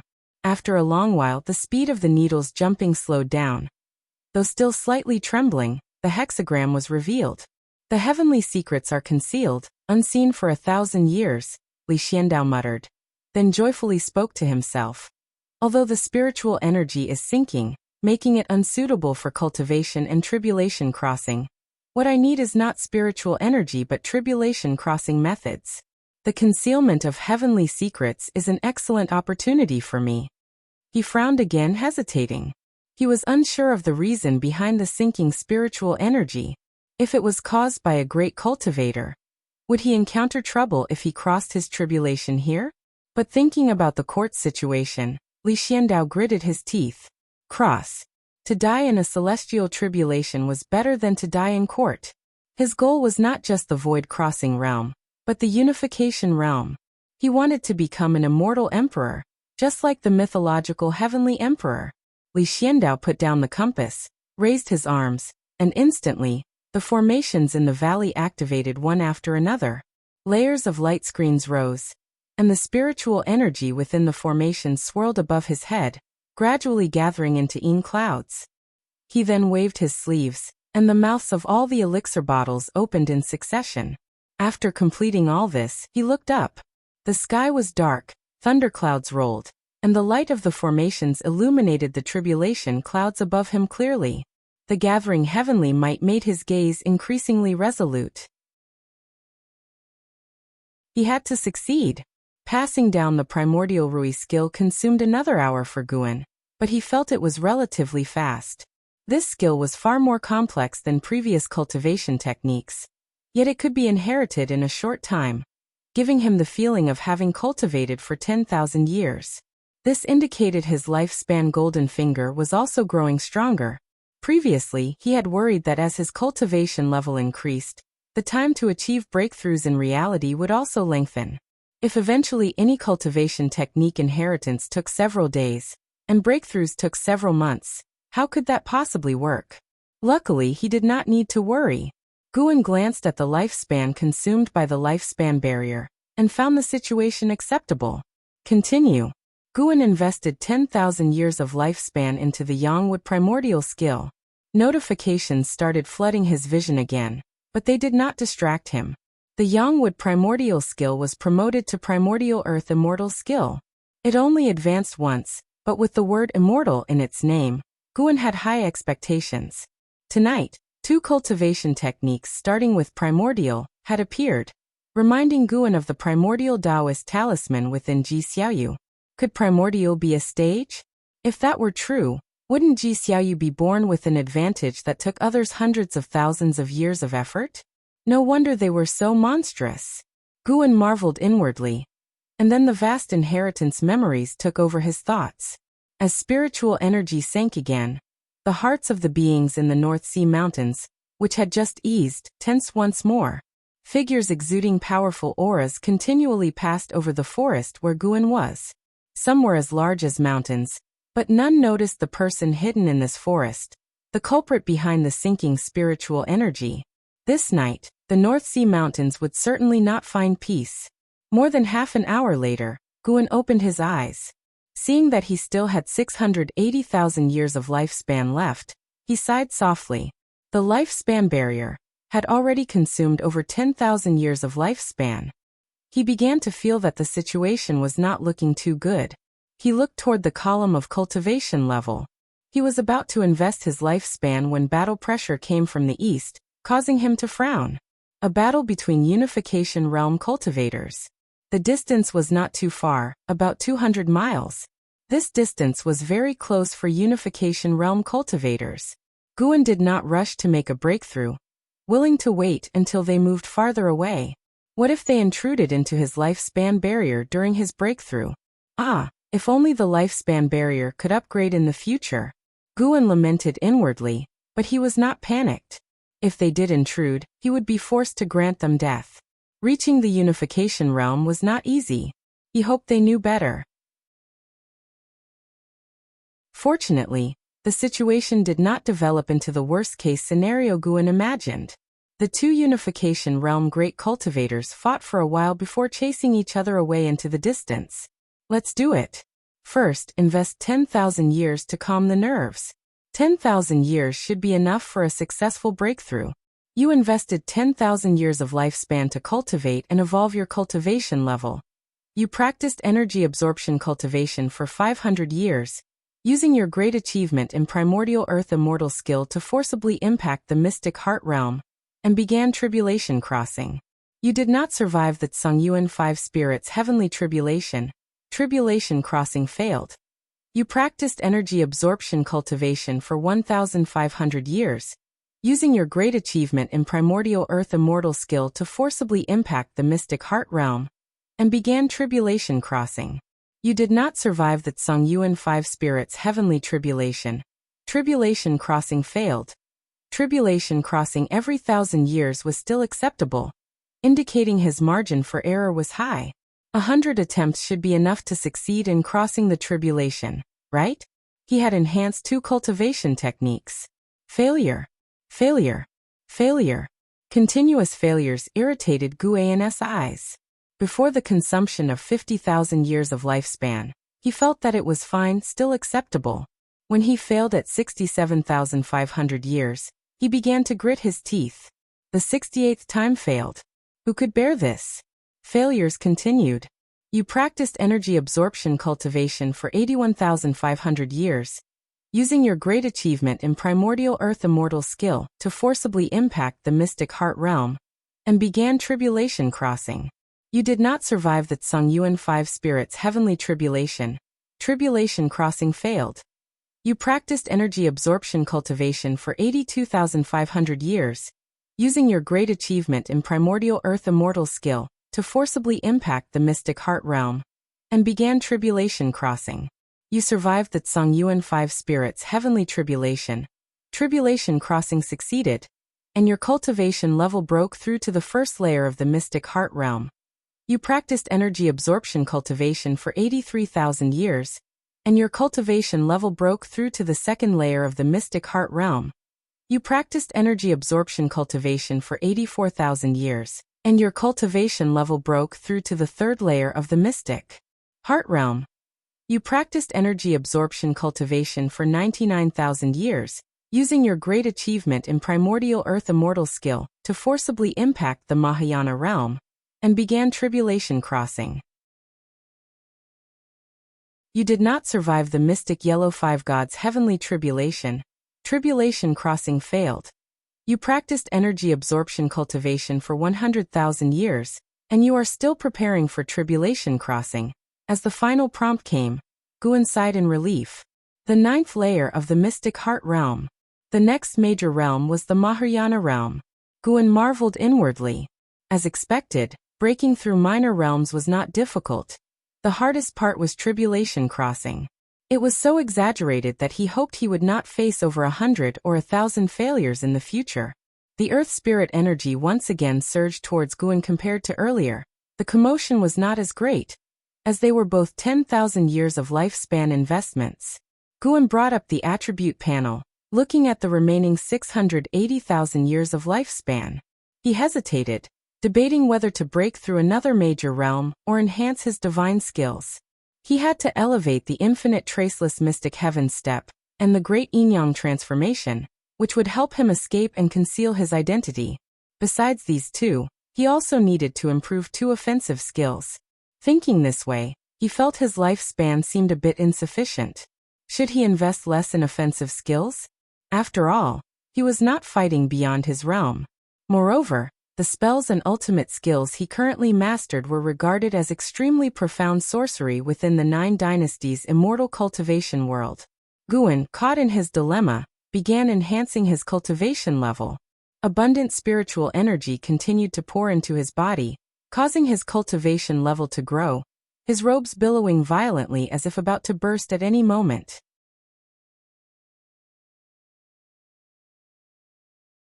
Chapter 96 Breakthrough to the 8th floor of the Mahayana realm.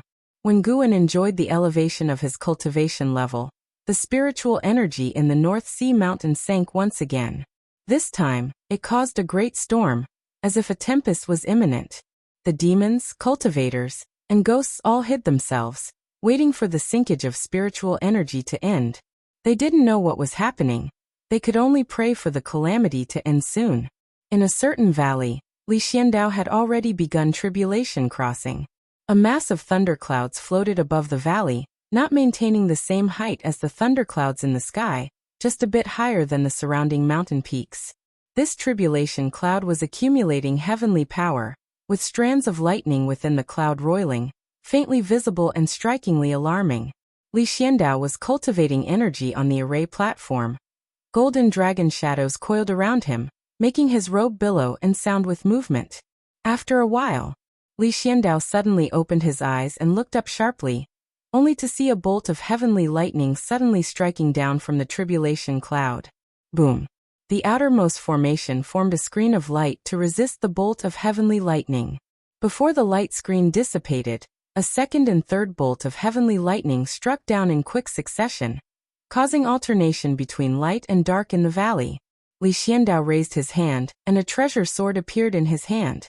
Once the sword emerged, a dragon roar resounded, with strands of blood energy swirling around the blade, as if countless evil ghosts were roaring and wailing within.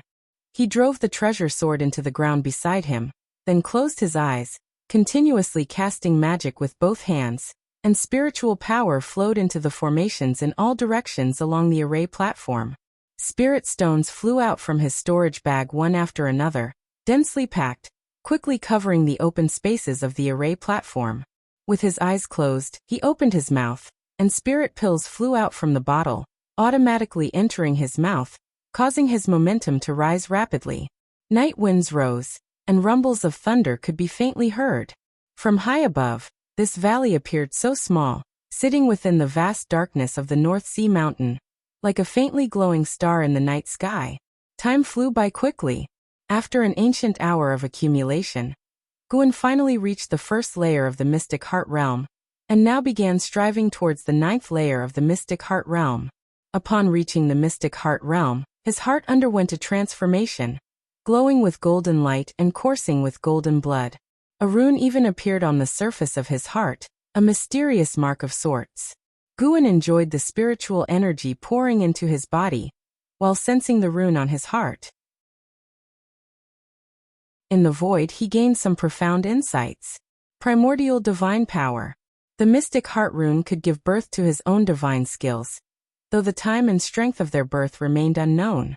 The kind of divine skills that could be born depended on a cultivator's life's experiences and accumulated achievements, and everyone's resulting divine skills would differ.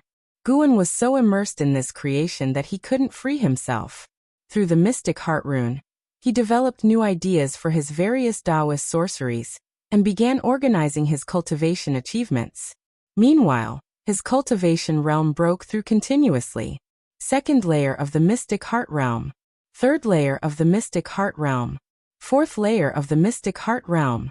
Guan suddenly opened his eyes and looked towards the treetops. In the night sky, a bolt of lightning appeared above the trees. It didn't descend from the sky but appeared out of thin air, lingering instead of disappearing instantly, twisting wantonly like a struggling long worm. What was that? Guan frowned, feeling uneasy. The bolt of lightning started to split, creating several more bolts. Then, suddenly, the space between the lightning tore apart, revealing a black crack. A figure with disheveled hair leapt out, showing fair skin in the lightning's glare. Judging by the figure's build, it was a woman, draped in tattered cloth that barely covered her, implying her robes had been torn not long before. Guan sensed her aura, shocked, and immediately cast lifespan detection. Lu Lingjun Unification Realm, 9th layer 1989/2750/3700, a nearly 2,000-year-old monster. She was definitely the oldest person Guan had ever seen. Moreover, at the 9th layer of the Unification Realm, she could compete with LV Baitian. Who exactly was she? Lu Lingjun hovered in the air. The black crack behind her began to contract and quickly disappeared, taking the lightning with it. She took out a blue Taoist robe from her storage ring to cover her graceful body, followed by a belt to wrap around her waist. Guan didn't care about the offensive gender differences. He just wanted to know who this woman was. Lu Lingjun's long hair flowed in the wind, revealing a delicate and perfect face, though her brows were slightly furrowed, and her eyes were full of confusion. One of her hair strands fell out, and transformed into a white snake resting on her shoulder. Guan cast lifespan detection again. White Spirit Demon Emperor, Unification Realm, 8th layer 4678/6280/8300. A unification realm demon pet? Just who was this woman? The white spirit demon emperor flicked its tongue and spoke in a light, feminine voice. Such rich spiritual energy. It seems we have successfully ascended. The legends were not fabricated. Ascend, ascend? Guan was stunned. The implications of these two words were huge. Lu Lingjun furrowed her brows deeply and said softly. When traversing earlier, the power of the heavenly thunder was truly terrifying. It almost destroyed me. I flew towards the weakest part of the thunder, and ended up here. Judging by the richness of the spiritual energy, it is indeed more abundant than our mortal realm. But whether we have ascended successfully or not, we need to explore further. The white spirit demon emperor looked into the distance and said, the spiritual energy here is sinking. There is unification realm demon energy in the distance. It seems we have indeed ascended successfully. We roamed the mortal realm for 200 years, traversing the ends of the earth. And there were very few in the unification realm. Only 5 among the human race and only me among the demon clan. Only the legendary great heavenly spirit land might have such common encounters with the unification realm. Great heavenly spirit land? Hearing this, Guan felt more curious. It seemed these two beings came from a weaker realm than this one. This world was vast and unknown to all. The 9 dynasties were but a corner of this continent. What lay beyond the ocean was unknown. At least Guan didn't think the unification realm was the pinnacle of this continent, let alone the true peak of this world's strength. Immortals were merely legends, ethereal and elusive, but the immortal cultivation world here was immensely broad. Apart from marveling at the vastness of the world, Guan also felt relieved. He initially thought a major power had descended upon the land of the 9 dynasties, in which case, the 9th layer of the mystic heart realm would have been inadequate. These 1 human and 1 demon ascended without background. Integrating into this world would likely take time. Unaware of anyone below, Lu Lingjun and the white spirit demon emperor spread their divine sense and, confirming no one was within 500 miles, dared to converse so unguardedly. They talked for a while, then flew south. They believed the vitality of the human race was strongest in the south, while the north was filled with demon energy. Oh no. Hopefully they avoid the supreme sect. Guan silently prayed. Based on their conversation, Guan suspected their successful ascension was due to the benefits of the lifespan barrier. The lifespan barrier could evade the heavenly tribulation, naturally weakening the heavenly thunder, which also explained why, after breaking through space, they descended right above Guan. Guan was full of emotion. To think there were still ascenders in the world. Anyone who could break through from one world had to be formidable. With their methods, they'd likely continue to reign supreme. Not okay. The 9th layer of the mystic heart realm was unstable. Improving my divine skills could wait. Reaching the Mahayana realm came first. Like Lu Lingjun and the white spirit demon emperor, no matter how terrifying their methods, they couldn't reach the Mahayana realm in just 100 years, right? Guan directly pulled up the attribute panel. Although his cultivation level enhancement wasn't complete, he was prepared to directly use his lifespan. He would continue absorbing spiritual energy later. The usual routine, break through with 100,000 years of lifespan. Be generous. You poured 100,000 years of lifespan into your cultivation to accelerate the process of chi absorption cultivation. You cultivated chi absorption for 1,000 years. With the great accomplishment of primordial earth immortal skill, you forcefully challenged the Mahayana realm and began tribulation crossing. You didn't endure the 5 gods' heavenly tribulation of heaven and earth, and your tribulation failed. You cultivated chi absorption for 3,000 years. With the great accomplishment of primordial earth immortal skill, you forcefully challenged the Mahayana realm and began tribulation crossing. You didn't endure the 5 gods' heavenly tribulation of heaven and earth, and your tribulation failed. Failing to cross the tribulation every 2,000 years made Guan a bit nervous. Even though lifespan consumed in simulated cultivation was more than real cultivation, it still indicated the difficulty of the Mahayana realm. Despite the Supreme Sect's thousands of years of history, the book collection pavilion had no records of the Mahayana realm. Guan was ready to invest another 100,000 years of lifespan. Anyway, the invested lifespan was merely a number, only meaningful when transformed into cultivation. Failure. Failure. Failure. The final results were as he expected, 100,000 years down the drain.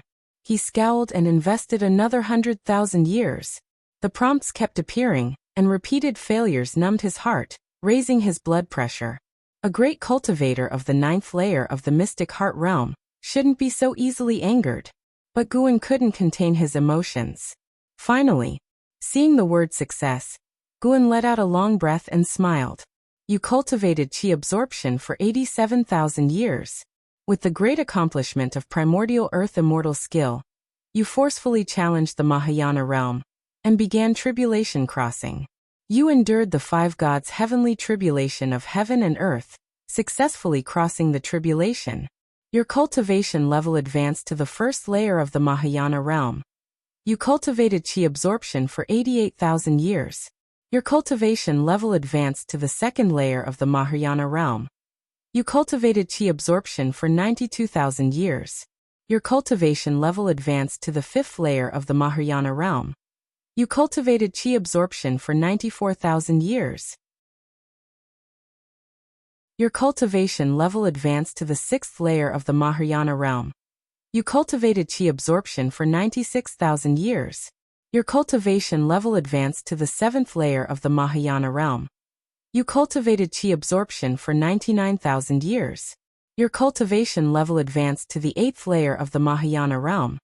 You cultivated chi absorption for 100,000 years. Your cultivation level increased. The 8th layer of the Mahayana realm. 100,000 years of lifespan. Guan felt a bit frightened at the thought, but was glad to have succeeded.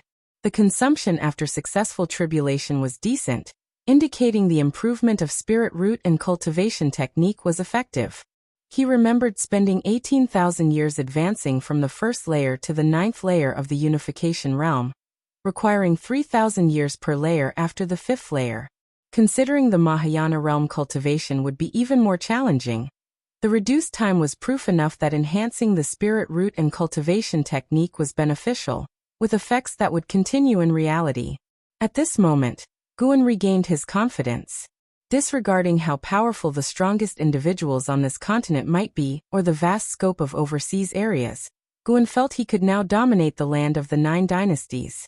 LV Baitian, at the 9th layer of the unification realm, suppressed the demon path of the Taitsong dynasty, preventing invasions.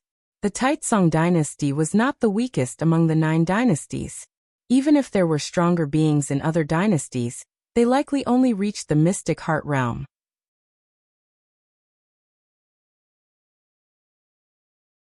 Chapter 97. The terrifying Mahayana realm. The rising sun emitted rays that cut across the North Sea, over the mountains, and through the forest where Guan resided. At this moment, his cultivation level had already reached the 7th layer of the Mahayana realm, and he was aiming to break through to the 8th layer. Guan brought up the attribute panel, and saw that he still had 370,000 years of lifespan left. He thought he could improve his combat skills a bit more. However, today he couldn't continue. After a night's upheaval, the spiritual energy in the area had become thin. He feared ruining the ecosystem of the North Sea Mountains, so he would wait until the spiritual energy in the North Sea Mountains recovered before returning. The next goal was to accumulate a lifespan of 10 million years. Just the thought of this number was terrifying, but Guan was filled with fighting spirit. The life of a cultivator was extremely long. He could take his time, thinking first about which spells, divine skills, and ultimate skills to improve. Time continued to flow. When Guan reached the 8th layer of the Mahayana realm, the speed at which his physical body absorbed nature's spiritual energy slowed down. He patiently waited for the breakthrough to end. After an entire night, the lifespan barrier consumed more than 20,000 years of his lifespan, showing just how significant the disturbance caused by Guan was. Guan spread out his divine sense to see how far his divine sense could now cover. The scenery of countless mountains and rivers entered Guan's vision. He saw many demons, ghosts, and cultivators, and even saw an enormous ancient relic species as large as a mountain. Guan enjoyed the magnificence of the Mahayana realm's divine sense. Suddenly he saw an acquaintance. Li Xiandao. This fellow was undergoing tribulation in a valley. Guan saw the formations and those spirit stones and bottles within the valley, causing his mouth to involuntarily twitch. No wonder Li Xiandao was breaking through so quickly. It was not only because of his exceptional talent, but also because he was dumping massive resources. Guan thought about how he relied solely on his physical body for tribulation crossing through his evolutionary cultivation. He couldn't help but feel heartbroken. Forget it. He couldn't compare like this. After all, in reality, he had never undergone tribulation crossing. He should be content with himself. Guan observed for a while, feeling that Li Zuando's tribulation crossing seemed stable. Then he looked towards other areas, mainly to see where Li Ya was. Soon his divine sense captured Li Ya's aura. That boy was hiding in a cave, seemingly injured once again. Sigh, what a reckless guy. Don't die out there. Guan decided to go find Li Ya later, to guide him in another identity. The elder in Li Ya's body wasn't very capable. Guan also saw the Sky Dragon. This guy was bullying a group of minor demons, strutting around and shouting about being the king. In the end, Guan's divine sense enveloped the entire North Sea Mountains. Every corner of the North Sea Mountains was visible in his eyes, and this feeling of overlooking everything fascinated him. The demons and cultivators in the unification realm in the North Sea Mountains now appeared no different from ordinary creatures in his eyes. One had to admit, the North Sea Mountains indeed hid many talents. He sensed no fewer than 100 unification realm auras in this area. Of course, those who had reached the 9th layer of the unification realm were very few, fewer than 5, including Lu Lingjun, who had not yet left the North Sea Mountains. Guan enjoyed his power that belonged solely to him. When his cultivation level stopped growing, and his body no longer absorbed spiritual energy, he dispelled the lifespan barrier, and then stood up. He stretched lazily. The sunlight filtering through the leaves and falling on him made him feel rejuvenated. Indeed, no achievement, fame, or relationships in the world could compare to the feeling of becoming stronger. Li Ya walked out of the cave dwelling. The sunlight shining on him made him squint and frown. His upper body was wrapped in white cloth, with patches of bloodstains. He raised his right hand and summoned a heavy sword from within the cave. As it fell into his hand, his right arm trembled, and a look of pain crossed his face. Kid, your wounds have just healed, and you want to practice swordsmanship already? Are you underestimating the weight of the North Sea Nether Iron, or overestimating the power of the dragon image divine primordial? The elder's voice echoed in Li Ya's ears, filled with helplessness. Li Ya grinned and said, I have to make the most of my time cultivating. I don't have much time left. I need to catch up with the time of the Holy Land recruitment you mentioned. The elder retorted irritably, that Holy Land isn't a must-go place. It's a path followed by prestigious clans. But didn't you say that the Li family once reached a glory comparable to the Zhou family and the Gu family? I may not want to be a prince, but I have an obligation to see the Li family prosper. Li Ya lifted the North Sea heavy sword, and walked toward the empty ground ahead. Behind him was a small hill, surrounded by forests, with only 5 square meters of empty space. After last night's phenomenon, the ground was covered with various debris and fallen leaves. The clouds in the sky had been torn apart, and the sunlight passing through them formed rainbows, creating a beautiful and surreal scene. Li Ya gritted his teeth and swung the heavy sword in his hand. This sword was forged under the elder's guidance. It was made of nether iron, a rare material found only in the North Sea, and was very hard to come by. This sword weighed 10,000 pounds. Its weight would double with the infusion of spiritual power. Li Ya's injured body had difficulty swinging the sword without using spiritual power. Suddenly, a gust of wind swept from the depths of the forest, startling Li Ya. He turned around instinctively, raising his sword to block. With a bang, Li Ya was thrown out, crashing into the mountain wall, sending rocks flying. He couldn't help but spit out a mouthful of blood. As he landed, he thrust his heavy sword into the ground to support himself. Yet he still ended up half-kneeling, as the white cloth on his body quickly turned red, and all the wounds reopened. Humph, human boy. Hand over the dragon image divine primordial. A hoarse voice came. From the forest emerged a demonic figure, a man in a black robe with a fox head, exuding demon energy. His hands had sharp claws, resembling 10 daggers. Leah stared at the figure, gritting his teeth and uttering the name. Resentful Fox King. The resentful Fox King glared at Leah, his expression suddenly turning hideous. You've been poisoned by my fox poison, and you're still standing? Have you consumed the dragon image divine primordial?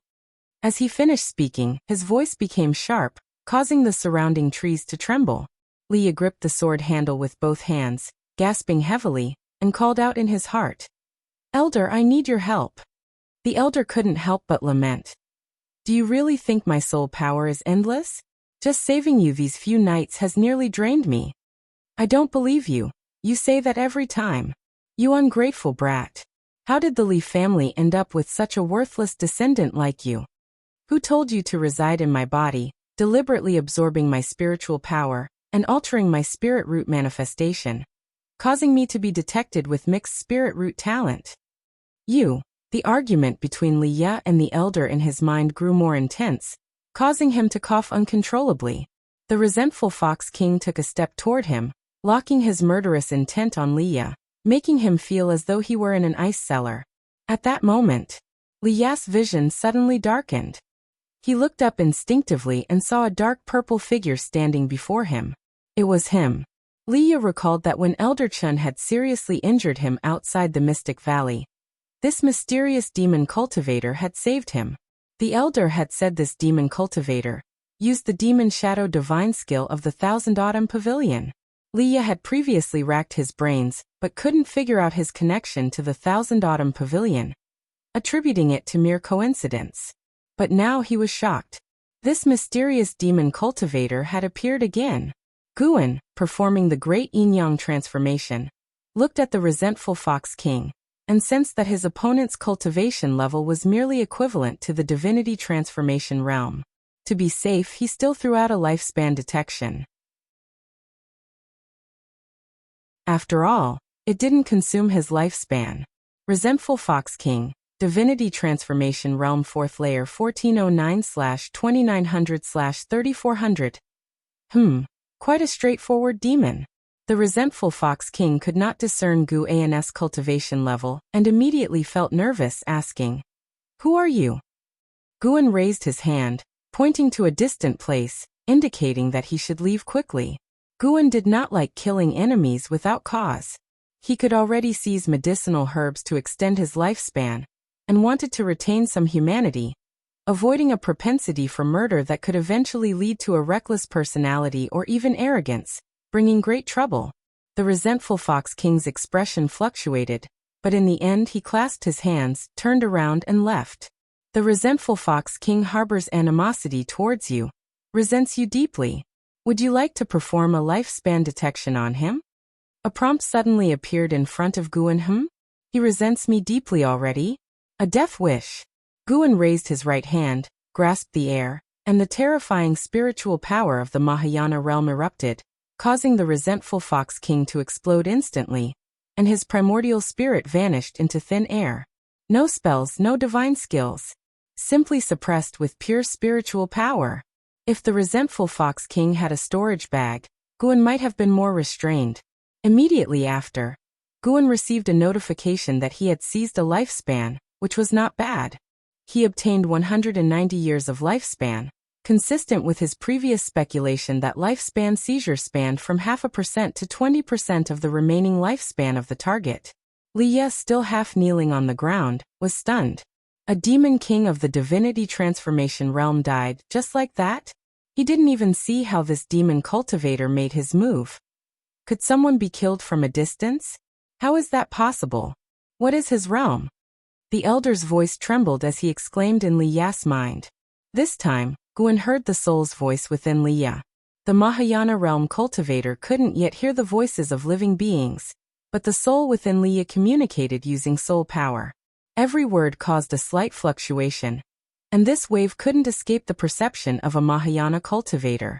Guan turned to look at Leah, who was so scared that he retreated, pressing tightly against the mountain wall. This individual's realm is likely higher than my peak level," the elder said solemnly, with a touch of sorrow in his tone. He thought both he and Leah were doomed to die. Leah, hearing this, completely panicked. All along, in his mind, the elder was the most powerful. This was what allowed him to be reckless, as he always had the elder to rely on. Now the elder couldn't protect him. How could he not panic? Seeing Leah almost scared to death, Guan wanted to laugh, but he was really afraid of scaring him to death, so he gathered spiritual energy in his throat, changed his voice and said, "I've already saved you twice. Do you think I intend to kill you?" With these words, Li Ya's tension eased a little, but Guan's next sentence made him nervous again. "If I really wanted to kill you, even the soul within your body wouldn't be able to help you." "He can see through the soul within my body." Leah was shocked. This was more alarming than wanting to kill him. Guan raised his hand and with a wave, summoned the North Sea heavy sword into his hand. In his hand, the 10,000-pound sword felt as light as a feather, but the wind stirred by the sword represented its true weight. Seeing him hold the sword, Li Ya's heart leaped into his throat, not understanding what he intended to do. "Kid, your sword is too slow. Your growth rate disappoints me. How about I teach you a set of swordsmanship?" Guan's aged voice sounded, leaving Leah stunned.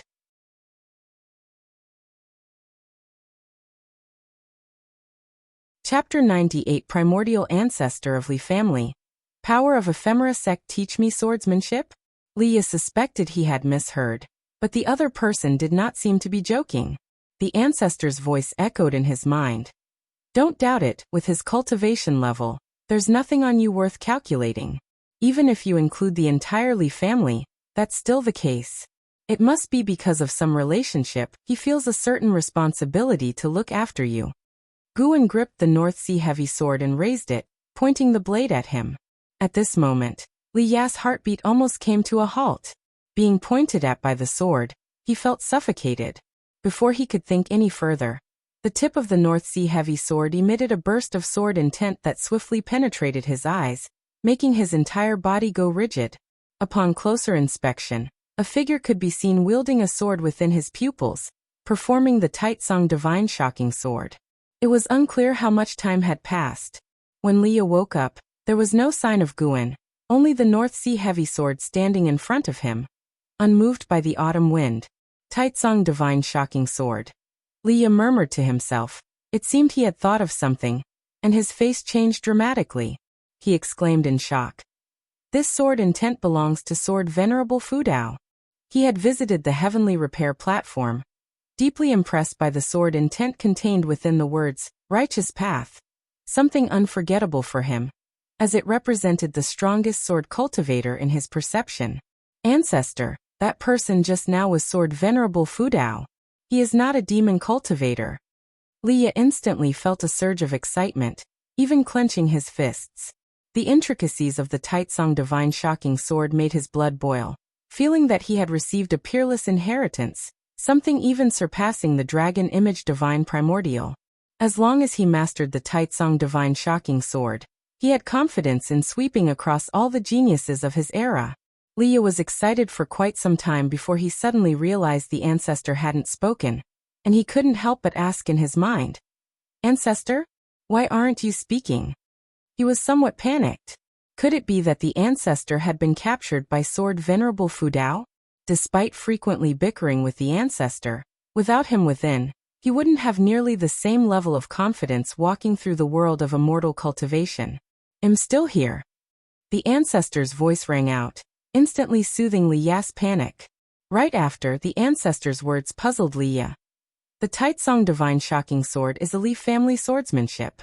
The Emperor-level sword technique is just an incomplete version of the Taitsong Divine Shocking Sword. Leah was moved. No one in this era could possibly know the Taitsong Divine Shocking Sword. It had already vanished during my lifetime. The existing Emperor-level sword technique was something I compiled. The ancestor's tone became complex. Leah swallowed carefully and asked, "Ancestor, what do you mean, make it clear?" He could be the primordial ancestor of the Li family, which might explain his care for you and me.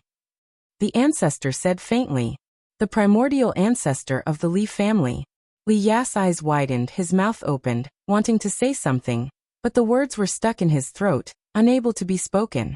After guiding Li Ya, Guan did not linger in the North Sea Mountain. He sped quickly towards the Supreme Sect. He would return to the North Sea Mountain in a month, to improve a combat technique. 6 months later, he would begin accumulating a lifespan of millions of years. Guan did not return directly to Mystic Valley, but headed to the Outer Gate City. In a good mood, he planned to stroll around today. He first visited the Heavenly Repair platform, seeing that after all these years, the number of cultivators on the platform remained high. There were over 5 great cultivators of the Void-Crossing realm on the platform, including the Ghost Mother of Ephemera. The Mad Swordsman of Great Yu, Han Ming, was still there. Under his guidance, Zhuo Lin's swordsmanship had seen some progress, which had restored some of his hope. Zhuo Yijian had already left. According to Zhuo Lin, he had become obsessed with the investiture of the gods, believing he could understand his own sword Dao from that book. Master! A joyful voice came from a distance. Guan turned his head to see Zhenqin, dressed in the law enforcement hall's robe, approaching briskly. Guan smiled, and when she reached him, he asked with a smile, "How have you been lately?" Zhenqin, following Yilan, had a pretty comfortable life in the law enforcement hall, and her cultivation level was steadily improving. Just the usual. By the way, Master, did you hear? Senior brother Su has joined the Ephemera sect. Zhenqin spoke of Su Han, her face full of worry. Guan replied, "Everyone has their choices. We can't interfere, let him be." He had advised Su Han back then, even promising not to cripple his cultivation, but it was of no use. Since that was the case, Guan could only respect Su Han's choice. From now on, as long as Su Han wasn't about to die in front of him, he would not bother with any of Su Han's troubles.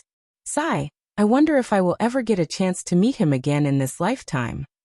Zhenqin's tone was filled with sorrow. Guan couldn't help but ruffle her hair, smiling. You've really grown up, getting sentimental about everything now. The master and disciple stood on the edge of the Heavenly Repair platform, chatting for some time. Zhenqin eventually needed to continue her patrol, so she took her leave. Guan watched her back, feeling a wave of mixed emotions. In 200 years, this girl would no longer be around.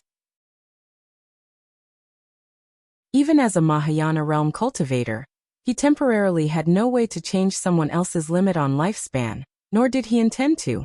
After all, reincarnation was the norm for all beings. If he forcibly changed someone else's fate, it would only form an obsession, and if he ultimately failed, it would bring him immense pain.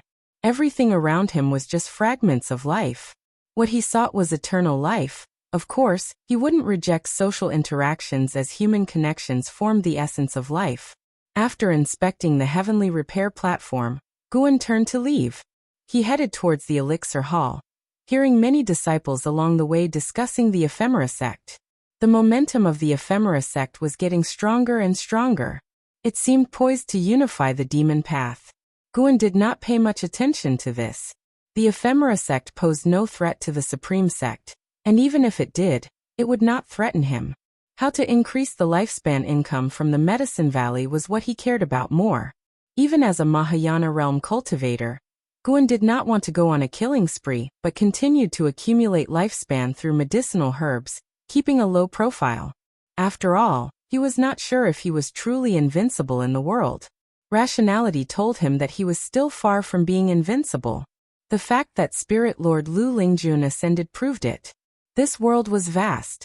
An ancient hour later, Guan arrived at the Great Elder's residence to visit Jiang Qiong.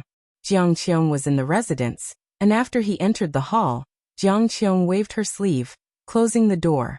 Guan took out the medicinal herbs he had previously gathered, and Jiang Qiong didn't check but moved the herbs aside with a wave of her sleeve, then looked at him and said, "I am leaving."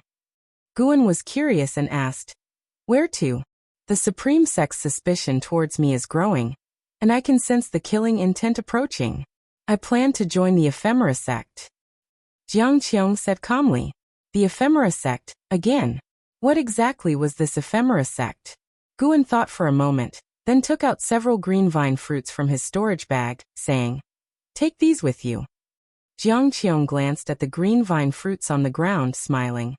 You didn't pocket any yourself? The green vine fruits couldn't be produced in a short time. The fact that Guan could take out so many indicated that he hadn't been using them himself. My aptitude is average. Increasing qi blood would only draw attention and bring disaster. It's better to remain ordinary. Guan shook his head as he spoke. Jiang Qiong laughed. You're really without desires or demands. You say your aptitude is average, but your comprehension of sword Dao is very strong, right? But I don't like practicing swordsmanship, nor do I want to become a swordsman. If you found me a master, imagine a Foundation Establishment realm swordsman with peerless swordsmanship. Would he have a good time? Guan said seriously. Jiang Qiong felt it made sense. In the world of immortal cultivation level was the most crucial. She no longer dwelled on this matter and instead said, the Ephemera sect and the Supreme sect will inevitably have a battle. Once I establish myself in the Ephemera sect, perhaps in the future, I can come to get you. Another war? Guan couldn't help but frown. Why was the Supreme sect always so troubled? This Ephemera sect is not simple. It might be an external force. Half of the pavilion masters of the Thousand Autumn Pavilion have already submitted to the Ephemera sect. Even though I was hiding within the Supreme sect, they managed to reach out to me. Their intelligence capabilities are quite terrifying. Jiang Qiong said with a sigh. The hand of the Ephemera sect had already stretched into the Supreme sect? Guan couldn't help but ask. You didn't mention me, did you? How could I? With your cultivation level, even if I did, they wouldn't be interested. Jiang Qiong rolled her eyes at him. Guan smiled. This expression made him look naive in Jiang Qiong's eyes. This foolish disciple. Jiang Qiong shook her head with a smile, worried about how he would stand his ground in the future. She reminded, the new great elder of the outer sect is rumored to be very ruthless. Be careful. Recently, someone from the law enforcement hall was investigating you. Depending solely on your junior sister's protection might not be enough. When you go to the 8 scenic caves, be more observant and cautious, and avoid selling green vine fruits anymore. Guan nodded. I will keep that in mind. After chatting for about 30 minutes, Guan took his leave. After leaving the great elder's residence, Guan hurried towards Mystic Valley. Autumn passed, and winter came, slowly covering Mystic Valley with snow. One day Mystic Valley received a guest. Guan entertained the guest in the pavilion. The sect leader has already instructed from now on, if you encounter any problems in the outer sect, you can come directly to me. LV Songhan said with a warm smile, appearing very enthusiastic. This was the new great elder of the outer sect. LV Songhan's hair was entirely white, but his face did not look old, and when he smiled he seemed like a big, naive individual. Despite his enthusiasm towards Guan, he was actually a nascent soul realm cultivator, and as described by Jiang Qiong, a rather challenging figure. Guan raised his cup smiling. Thank you, Elder LV, for your care. They exchanged drinks, becoming more and more animated in conversation, eventually addressing each other as brothers. At noon, Guan finally saw LV Songhan off. After he left, Yang and I appeared beside him like a ghost, marveling. You really are getting more impressive, even making brothers with a nascent soul realm cultivator. Guan shrugged. You can call me Brother Gu as well. Looking for a fight? Yang and I glared at him, poised as if ready to draw her sword. Guan cleared his throat and said, I heard the Ephemera sect is rising. Be more vigilant in Mystic Valley. Don't let the thieves from the Ephemera sect steal the medicinal herbs. Yang and I nodded slightly after hearing this. Afterward, Guan turned and left, watched by Yang and I as he left through the transmission array platform. Strange. Why did he suddenly mention the Ephemera sect to me? Could it be that he has guessed my identity? Yang and I thought with a frown.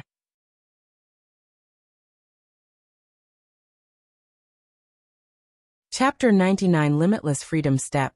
Supreme Elder. Late in the night, snow was pouring down heavily, covering the North Sea mountain range. Guan sat on the cliff. He had already activated the lifespan barrier, and was investing 10,000 years of his lifespan into the infinite traceless mystic heaven step.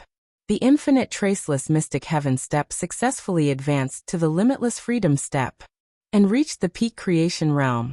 The spiritual energy sank in as he began to inherit the limitless freedom step. An hour later, Guan opened his eyes, having fully inherited the limitless freedom step. The limitless freedom step could predict the opponent's attack trajectory, cross restrictions and formations, and walk on Dharma aspects with infinite wondrous applications. It was capable of both fighting and escaping. In another month, he would enhance the Great Yin-Yang transformation.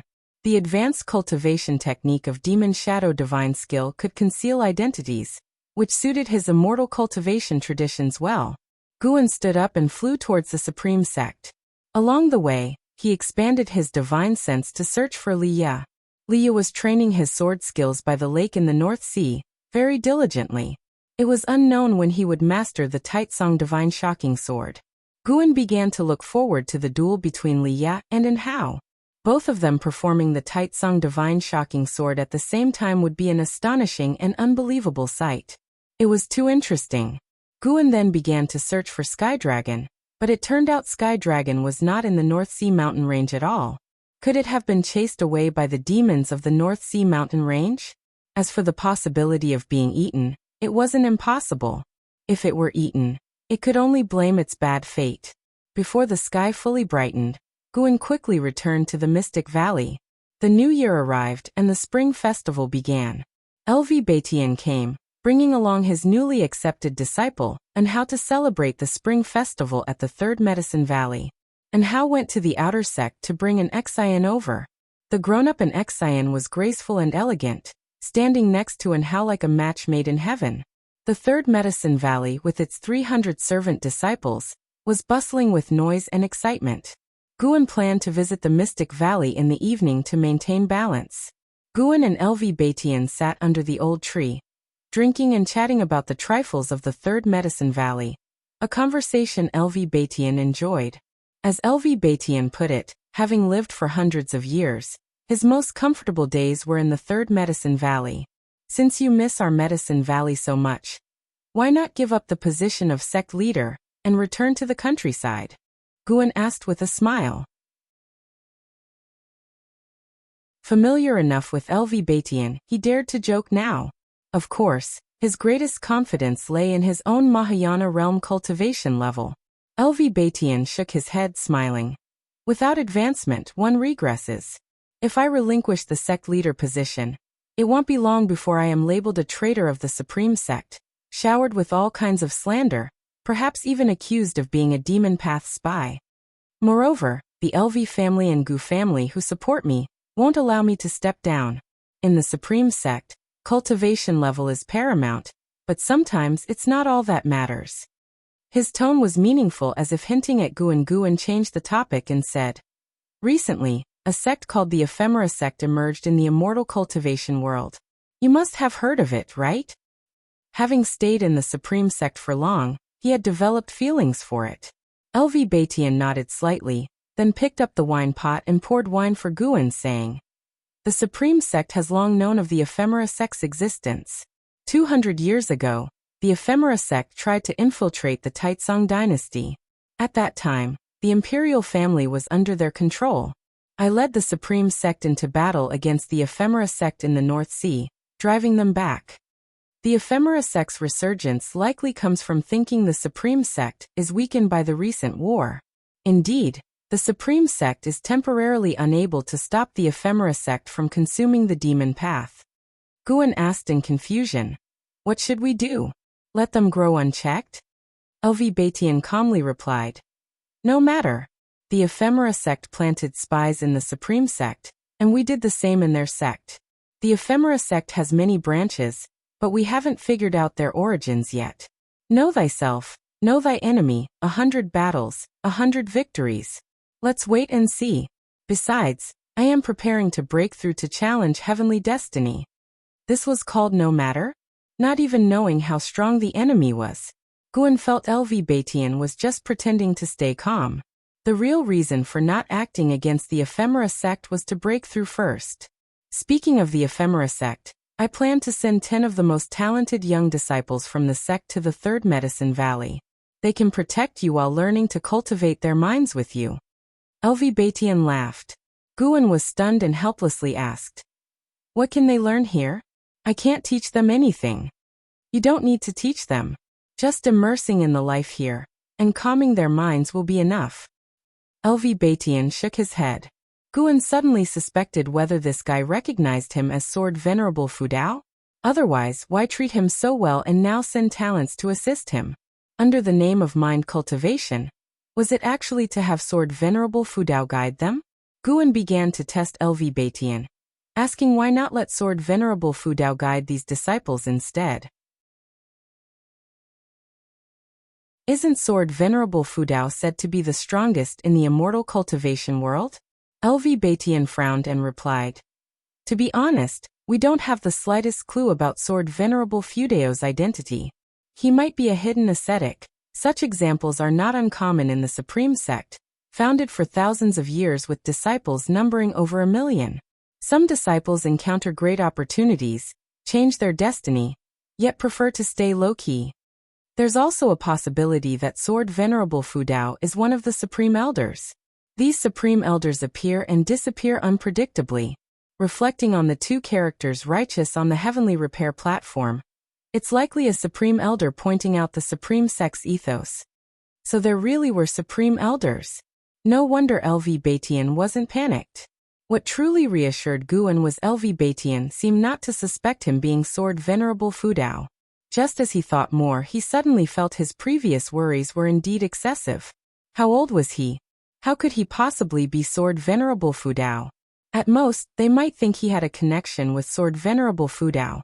With worries dispelled, Guan asked, "Sect leader, if you successfully break through, can you sweep through the Ephemera sect?" LV Batian smiled. "If the Ephemera sect is still at the level of 200 years ago, one breakthrough from me could sweep through them alone." "Kid, do you know what my cultivation level is?" He raised his chin full of pride. Guan pondered. "It should be above divinity transformation, right?" "Haha." LV Batian burst into laughter, attracting others from afar. Guan watched him boast, secretly feeling pleased. Above divinity transformation is void crossing. Above void crossing is unification. And I am at the 9th layer of the unification realm. LV Batian softly said. As he spoke, Guan clearly sensed his spiritual power spreading out, forming a barrier to prevent other disciples from overhearing. Guan showed a shocked expression, muttering to himself, "The 9th layer of the unification realm. How many years of cultivation would that take?" "Haha, with your talent, it's hard to say if you'll reach nascent soul in this life, let alone unification. If you become my disciple, my cultivation will be yours in the future." LV Batian revealed his intent again, his tone full of temptation. Guan's face showed yearning and joy, pleasing LV Batian. This kid got the hint. Forget it, reaching great heights isn't always good. Like you, even with high cultivation, there are times you can't be carefree. How high is enough? Enjoying life isn't more meaningful? Guan shook his head, making LV Batian want to spit blood. This kid truly didn't understand the dangers of the immortal cultivation world. If not for the Supreme Sect's protection, how could Guan be so carefree? LV Batian wanted to speak, but recalling Guan's opinions on the outer sect and his guidance, he held back. The reason he valued Guan was precisely his character. If a content Guan became sect leader, it would benefit the Supreme Sect. He might not want it now but could in the future. Anyway, his limit was far away. LV Batian convinced himself. Guan then asked, "Sect leader, what's above the unification realm?" He was probing the Supreme Sect's depth. LV Batian snorted. "Become my disciple and I'll tell you. Why insist on me as your disciple? Haven't you accepted, and how? Why not cultivate him as sect leader?" His background is unclear, also had Chu Tianqi as a teacher. I accepted him for his talent, not trust him. So you entirely trust me? Of course I've investigated you. Raised by Ji family, linked to Li Xiandao, possibly Thousand Autumn Pavilion, but I see you're helpless, linked to Li Xiandao for Li Ye, Thousand Autumn Pavilion for the former Valley Master. LV Batian finished, wearing a perceptive look. Guan was moved, his expression greatly satisfied LV Batian. Unexpected, you knew. Indeed, am helpless. Need to sever ties later? Guan asked nervously. LV Batian waved. No need as before. Severance brings trouble. May glean info from you. Supreme Sect has countless spies, over 1,000 known I don't touch. Guan couldn't judge him and gave a respectful look. LV Batian grew more smug, then spoke of past chaos caused by spies. Each chaos, LV Batian would sweep spies, publicly at least. He secretly kept half, targeting internal rivals as demon spies, wiping them too. Surviving spies received promotions, deeply feeling trusted. Either reforming or being bolder, setting up LV Batian's next purge. The two talked long. Guan realized LV Batian was teaching sect handling. Until evening, Guan dined with disciples in Mystic Valley. Feeling joyous, Guan declared Lu Jiujia as senior disciple, managing Medicine Valley matters. Lu Jiujia was bewildered. Yang and I frowned, thinking, he suspects me. Never interacted with Lu Jiujia, suddenly making him senior disciple? She felt she needed to act.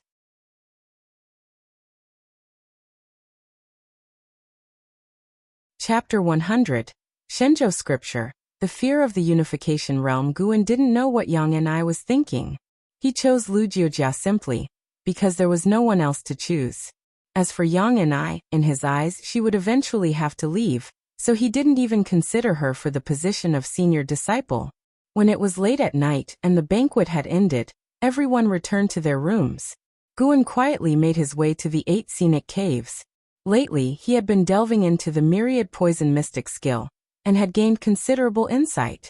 He came to the green vine tree, and with a thought, a figure emerged from a hole, moving as fast as the wind, brushing through the grass along the way. The figure was none other than Meng Lang, now transformed into a poison corpse. Guan manipulated Meng Lang with his mind, directing him to pick a mature medicinal herb. After Meng Lang picked it, Guan waited for a long time without receiving any notification of lifespan absorption. The plan failed. It seemed he would have to do it himself from now on. Guan felt a little regretful but not disappointed. The harvests from the Third Medicine Valley and Tianya Valley were already substantial. His yearly lifespan income was at least 100,000 years, and was still growing. In less than a century, he could reach a lifespan of tens of millions of years. At such a speed, Guan was already very satisfied. After all, for ordinary cultivators, how many realms could they cultivate in 100 years? Guan sent Meng Lang back to the cave, then took out the heavenly residence sword, and began practicing the wood spirit sword technique. The next morning, Guan came down from the attic and led the disciples in their exercises. Yang and I also joined in. After the exercises, Yang and I quickly headed for the forest. Guan felt something was off about her. She was acting very strangely today, so he observed her and saw her planting seeds in the forest. His eyebrows raised slightly. Those seeds looked unfamiliar. As a Mahayana realm cultivator with a photographic memory and keen observation, he could tell at a glance that those seeds were of a species he had never seen before. He immediately walked over and came up behind Yang and I. What are you planting? Guan asked curiously, throwing a lifespan detection at her palm as she stood up. Ephemera 6th grade 0/120/5000, a 6th grade spirit flower? And its name was Ephemera. Guan couldn't help but associate it with the Ephemera sect. Yang and I answered. I got these from an enemy's storage bag a long time ago. I don't know their exact name. These seeds have been in my bag for decades, and I just thought to plant them today. Really? Guan mused. Yang and I observed his expression and said, Yes, is it forbidden to plant them? Go ahead. Guan smiled and didn't point out the origin of the flower. Yang and I wanted to plant a 6th grade spirit flower. How could he refuse? Anyway, the medicinal herb she planted would also be picked by him. Soon, Guan encouraged Yang and I with a few words and then turned and left. Yang and I looked at his back, unable to figure him out more and more. I'm actually being fooled by a foundation establishment boy. Yang and I thought with self-mockery, then squatted down to continue planting the ephemera. No matter what Guan guessed, As long as he allowed her to plant the ephemera, she would plant it. She glanced at Guan's back and thought to herself, when I make a name for myself, I'll spare your life and then recommend you to join the ephemera sect. Having spent so many years together, she quite liked Guan, thinking it would be a shame if such a talented junior died in the sect's conflicts. Someone like him should be brought into the ephemera sect to continue shining brightly. After the new year, everything revived, and the supreme sect became bustling again. In early March, Guan and Shenzhen were discussing books in the tower when they suddenly felt something, setting down their books. Guan cleared his throat and said, "Put these things away." Shenzhen's cheeks flushed as she hurriedly put all the drawings on the table into her storage bag. After tidying up, they went downstairs. They came to the open space in front of the attic, looking up at the sky where a group of cultivators was flying towards them. Guan saw a familiar face, Ji Xiaoyu. A total of 11 cultivators. Guan continuously used lifespan detection. Except for the leading cultivator, the other 10 were all under 100 years old. The lowest cultivation level was at the 8th layer of the core formation realm, with 2 even reaching the nascent soul realm. Under 100 years old, and at the nascent soul realm, their talent was frightening. These geniuses had a minimum lifespan limit of 2,000 years. The leading cultivator was LV Chun, with a cultivation level of the 2nd layer of the void crossing realm. After landing, he cupped his hands towards Guan and said, "These are the disciples assigned here by the sect leader. They are now in your care, Valley Master." He was very polite to Guan, without the arrogance of a great cultivator in the void crossing realm. This made Guan curious about how LV Baitian managed his affairs. Everyone in the LV family was skilled at handling people. Guan raised his hand in salute and said, "Thank you, Senior." LV Chun, seeing his etiquette was proper, smiled and nodded before leaving swiftly. Guan looked at the 10 Supreme Sect geniuses, who also scrutinized him in turn. "Miss Shun, why are you here?" A man in blue clothes frowned and asked, looking displeased with Shenzhen standing behind Guan. This man was named Lu Yu, with a cultivation level at the 9th layer of the core formation realm, and a maximum lifespan of 2,409 years. Shenzhen ignored him and said to Guan, "Since you have guests in your medicine valley, I'll be leaving. Next time we'll be alone." Having said that, she leapt into the air, quickly disappearing behind the mountains. Alone? Everyone looked at Guan with strange expressions, Lu Yu's eyes flashing with a cold gleam. "Lu Yu has become hostile towards you and wants to attack you. Do you want to perform a lifespan detection on him?" "He wants to attack me? How deep was this hatred?" Guan said, "Miss Shun and I just like to read books and occasionally discuss them. We have no other relationship." She also told me that her goal for a Taoist partner is the sword Venerable Fu Dao. Everyone, being young geniuses, couldn't help but laugh upon hearing this. Lu Yu smiled awkwardly and threw an apologetic glance at Guan. They weren't fools. LV Baitian had personally named Guan to look after them, so Guan must be extraordinary. Even if he wasn't, he was still LV Baitian's man, and they wouldn't dare offend him. Geniuses were favored by the Supreme Sect, but being a genius didn't mean they could do whatever they wanted. At least, if LV Baitian wanted to deal with them, even their families would have to think twice. Ji Xiaoyu then asked, "Valley Master, what should we do? Just give your orders." As soon as she spoke, the others restrained their smiles and looked at Guan with anticipation. The sect leader had said that coming here would cultivate their hearts, and they subconsciously believed that cultivating the heart would help their cultivation. Guan smiled and said, "Follow me then.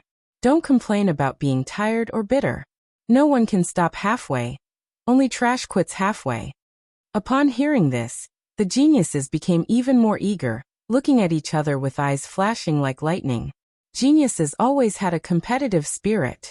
Afterward, Guan took them to a forest dozens of miles away, where they began clearing the land and then teaching them how to plant seeds. He then took them around to inspect the medicinal herbs. Although it was mundane work, the 10 disciples were very diligent, not even missing a single stone along the way. A few days later, someone couldn't hold back anymore. A disciple named Chong Song stopped and looked at Guan, asking in a deep voice, "Are you messing with us? Is cultivating the heart just making us be medicine boys? The others looked at Guan as well, even Ji Xiaoyu frowned. Guan knew this wouldn't work, but LV Baitian insisted on it. After a sigh, he took out 10 books from his storage bag and threw them to the 10 geniuses. Everyone was delighted, catching the books eagerly. Shenzhou scripture? Someone read the title and their eyes lit up. The name alone hinted at something profound.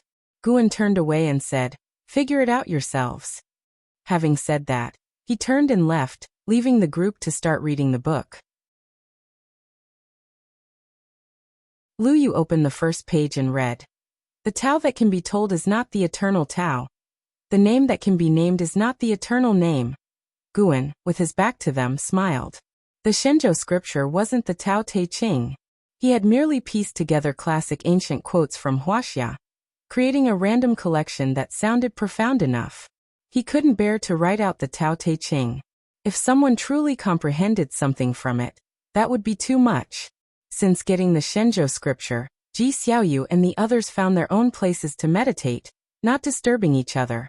The third medicine valley didn't have its usual rhythm disrupted. 5 days later, Ji Xiaoyu closed the Shenzhou scripture and looked at the busy servant disciples in the valley below. She pondered for a while, then got up and walked down to help. A genius sitting on the opposite mountain top observed her actions, apparently having an epiphany, and also started descending. Though they couldn't comprehend the Shenzhou scripture, it certainly seemed profound. They linked it to Gu An's initial arrangements, thinking they might gain insight in the agricultural work. Another 10 days passed, and the other genius disciples all joined in the Medicine Valley's tasks. They diligently worked each day, reading the Shenzhou scripture during breaks, and practicing qi absorption cultivation at night. This made Guan quite satisfied. As expected of the 10 top geniuses chosen by LV Baitian, putting aside their talent, they indeed weren't fools. If they believed something was right, they were determined to do it and persist. Before he knew it, half a year had passed. Guan reached the age of 59. On this day he was in Tianya Valley, having just finished harvesting medicinal herbs, when he suddenly felt something and his expression changed. He handed the herbs to Sunda beside him, and quickly left Tianya Valley. This left Luohan and the others in the valley puzzled, but they didn't think much of it. Ever since knowing Guan mastered the mystic tortoise surging wave palm, Lucien no longer bothered Guan or others. He secluded himself for cultivation as if possessed, his cultivation level increasing rapidly. At this rate he would form a nascent soul within a few years. After leaving the 100-mile range of Tianya Valley, Guan vanished into thin air. 3 steps later he crossed thousands of miles, arriving at Mystic Valley, and then reached the third Medicine Valley through a transmission array platform. As he stepped out of the platform, he quickly walked towards the Mystic Pure Tree. The Mystic Pure Tree was still there, but there was someone in front of it, standing and observing. From a distance, Guan performed a lifespan detection. Zongying, 4th layer of Unification Realm 860/2800/3100. This guy had cultivated a special sorcery, with his apparent level only at the 2nd layer of the nascent soul realm. Guan was intrigued by Zongying's cultivation technique. Although a Mahayana realm divine sense could see that he was hiding his level, it couldn't see everything clearly. Guan approached the Mystic Pure Tree and said, "I am Guan, the master of this Medicine Valley. May I ask who you are?" Zongying, in a Taoist robe with a sharp face, small eyes, and a goatee, looked like a bad guy. He raised his hand with a smile and said, "I am an inner sect disciple named Zongying, passing by here and sensing the extraordinariness of this tree. Could it be the legendary Mystic Pure Tree?" Guan stepped forward, gripping his wrist lightly with the strength of the Foundation Establishment realm, and said with a smile, "Indeed, it is the Mystic Pure Tree. Do you want it?" Zongying found it amusing, thinking this little Foundation Establishment cultivator dared to lay hands on him. The Supreme Sect must have no one left to assign a Foundation Establishment cultivator to cultivate the Mystic Pure Tree. Then again, such a person wouldn't attract attention. Zongying intended to break free using the strength of the nascent soul realm, thinking it would be enough to make the other party look bad. However, in the next second his expression changed. His eyes narrowed, his brows furrowed, and he began to struggle with force. His expression changed again, showing astonishment, then his face was overtaken by fear. How could this be?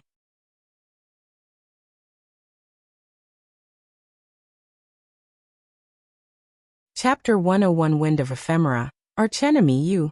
Zhong Ying's eyes widened, his voice trembling. He couldn't believe what he was feeling. He had exerted all his strength, but still couldn't break free from Guan's grasp. It wasn't just that he couldn't break free.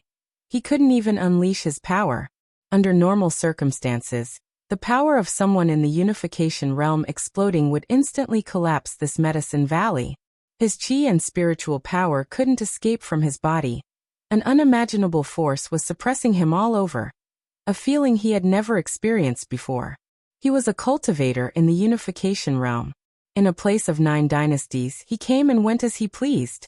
Despair filled Zhong Ying's heart as he realized he was doomed, but he didn't want to die. Spare me, senior. Zhong Ying gritted his teeth, pleading without any pride of the unification realm. Guan had already isolated the surrounding space with his spiritual power, making their conversation inaudible to the outside world. He had a general guess about Zhong Ying's identity, so he didn't immediately resort to killing. He asked, "Give me a reason not to kill you." Up until now, Zhong Ying hadn't harbored hostility towards Guan, likely out of utter fear. "I'm known as the Ghost Thief. I came to steal the mystic pure tree not for myself, but for the mortal world. Senior, since you are an expert of the Supreme Sect, you should understand the disparity in resources in the immortal cultivation world. The Supreme Sect occupies too many cultivation resources, while the spirit energy is scarce among commoners. Those without distinguished family backgrounds simply cannot break through. At this rate, the immortal cultivation world will only belong to aristocrats." Zhong Ying spoke quickly, and towards the end, his eyes even reddened. Guan felt a pang of admiration, thinking, what excellent acting. He agreed with the ghost thief's idea of protecting the common people, which was truly chivalrous. "However, you can't steal from me. You already know my strength. I have to kill you to prevent any leaks," Guan said expressionlessly. At these words, Zhong Ying nearly had his soul scared out of his body. His eyes darted as if thinking of something, and he quickly said, "I have a curse technique that can make me completely obey you without defiance. If I defy you, I will suffer misfortune and die violently." An opportunity. He might be able to deceive him. The fear in Zhong Ying's heart subsided, replaced by excitement. "Zhong Ying harbors hostility towards you and hates you to the bone. Would you like to use lifespan detection on him? Just when I was about to spare you, you bear hostility towards me. Interesting." Guan became intrigued and asked, "What curse technique?" Zhong Ying explained, "This is the heavenly judgment curse. As long as we both form the skill style, I then swear to you, and it can be established."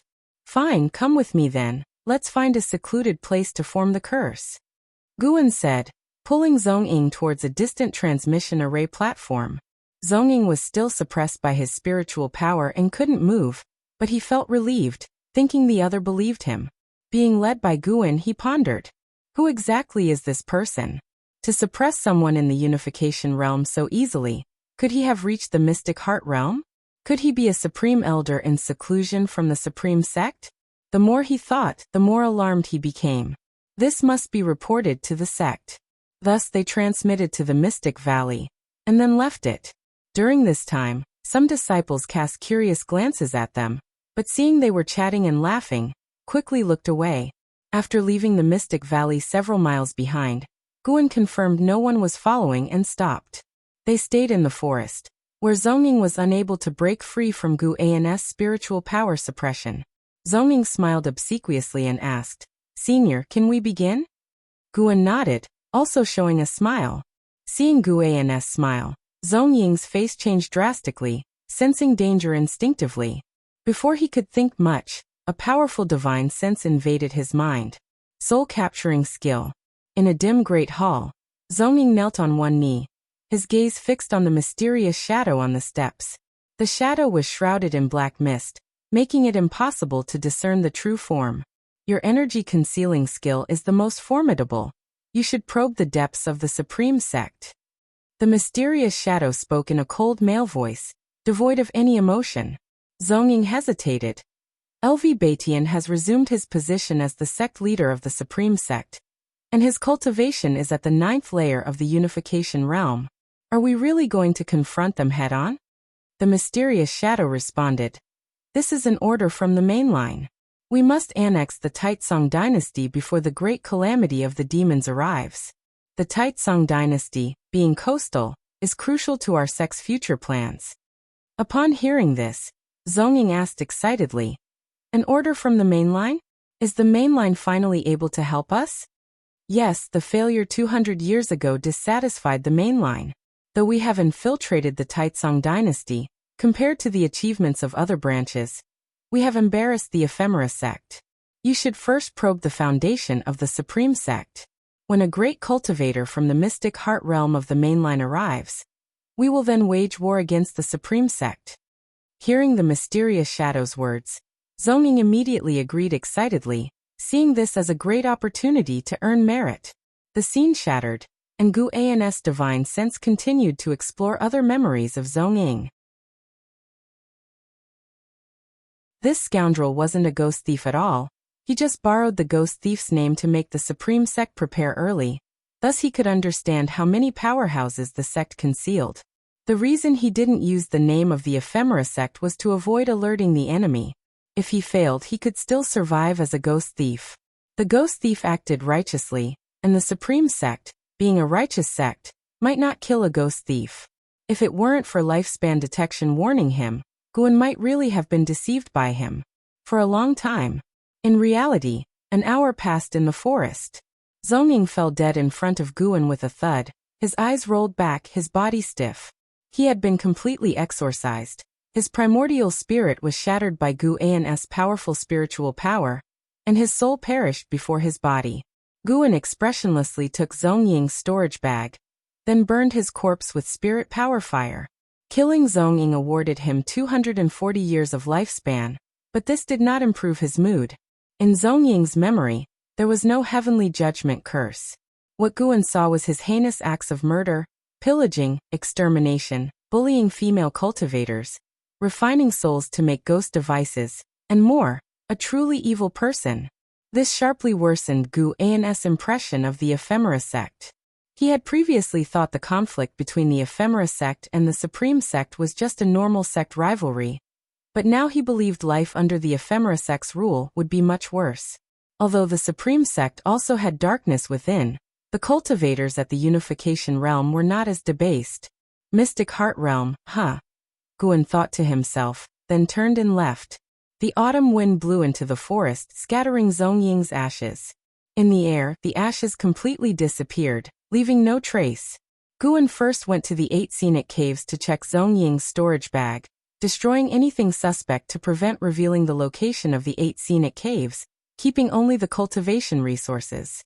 The storage bag of a great cultivator in the unification realm was indeed extraordinary. Countless magic artifacts, strange and varied, many elixirs, and even quite a few low-level elixirs. After spending an hour sorting through them, Guan finally left the 8 scenic caves. Returning to the Mystic Valley, Guan went to find Yang and I to see how the ephemeras were growing. He found Yang and I meditating in the ephemera garden, cultivating. Previously, she had been absorbed in her cultivation, and wasn't attracted by Guan and Zongying.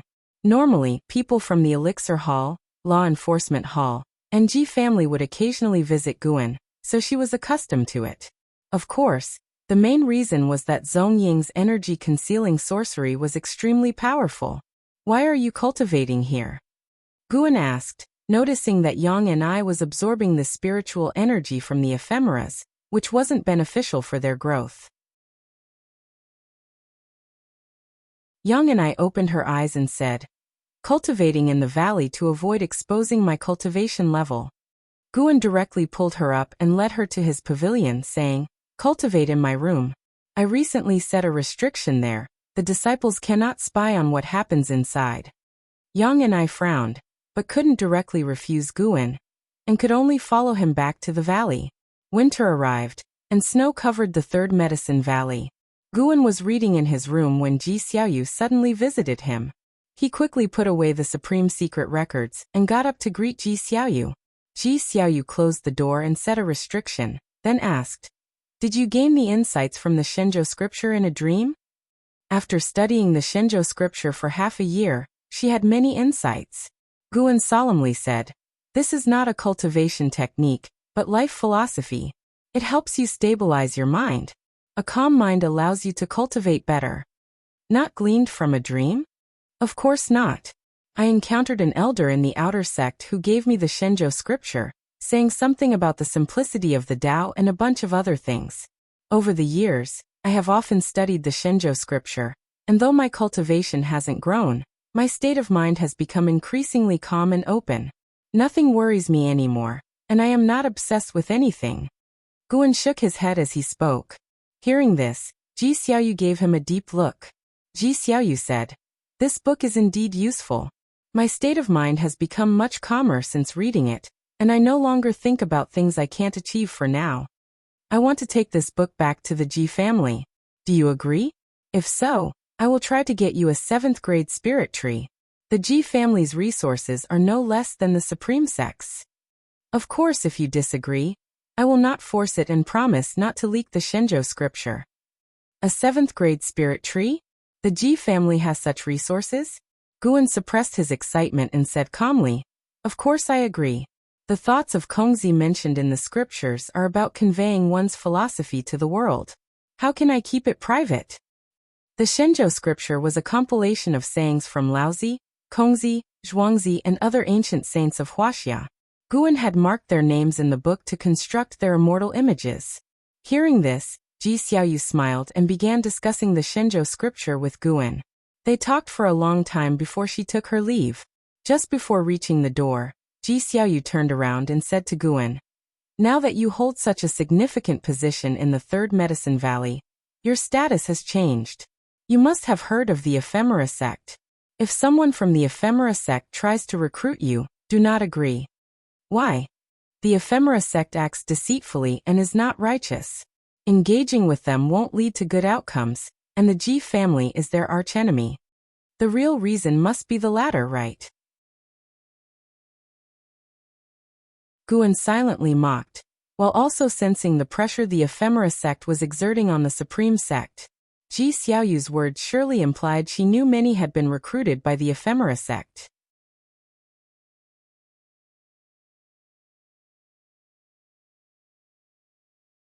Chapter 102.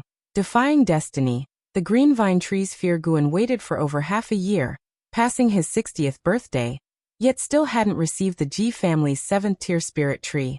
He believed Ji Xiaoyu wouldn't deceive him, just that the Ji family's processes were a bit complicated and required more time. In comparison, the Supreme Sect was much more efficient, having quickly delivered the mystic pure tree they promised. On a scorching summer day, Guan was sowing seeds in the Third Medicine Valley. Guyu was beside him, chatting nonstop about the Supreme Immortal Venerable. This year, the plot of the Supreme Immortal Venerable reached its climax, with the protagonist Guyu teaming up with the second male, Li Zhou Tongyu, to battle the demon causing chaos in the world, tantalizing countless readers. Guan was in a good mood because he had just spent 10,000 years of his lifespan last night to advance the Great Yin-Yang transformation to the 9 Extremes Yin-Yang body. The 9 Extremes Yin-Yang body retained its previous abilities to prevent spying and deduce causality, and added a doppelganger technique, allowing him to create 9 doppelgangers. He could manipulate them to fight or carry out tasks. Upon returning, he specifically tested using a doppelganger to pick medicinal herbs, but unfortunately, just like before, it didn't extend his lifespan. He could only be down to earth. While burying seeds, Guan pondered what combat techniques to enhance next. Originally, he wanted to improve once a month, but in the past year he frequently sensed great cultivators from the Unification Realm battling in the North Sea Mountains, so he delayed his plans to become stronger. Guyu couldn't help but look at Guan and asked, "Hey, were you seriously listening?" Without looking up, Guan casually replied, "I can't write the book according to your ideas. Just wait and see." "How long will it take to finish the Supreme Immortal Venerable?" Guyu asked quietly. "In a 10-mile radius, Only the two of them were present, so they weren't worried about being overheard. It should be soon, not many years left. What will you write next?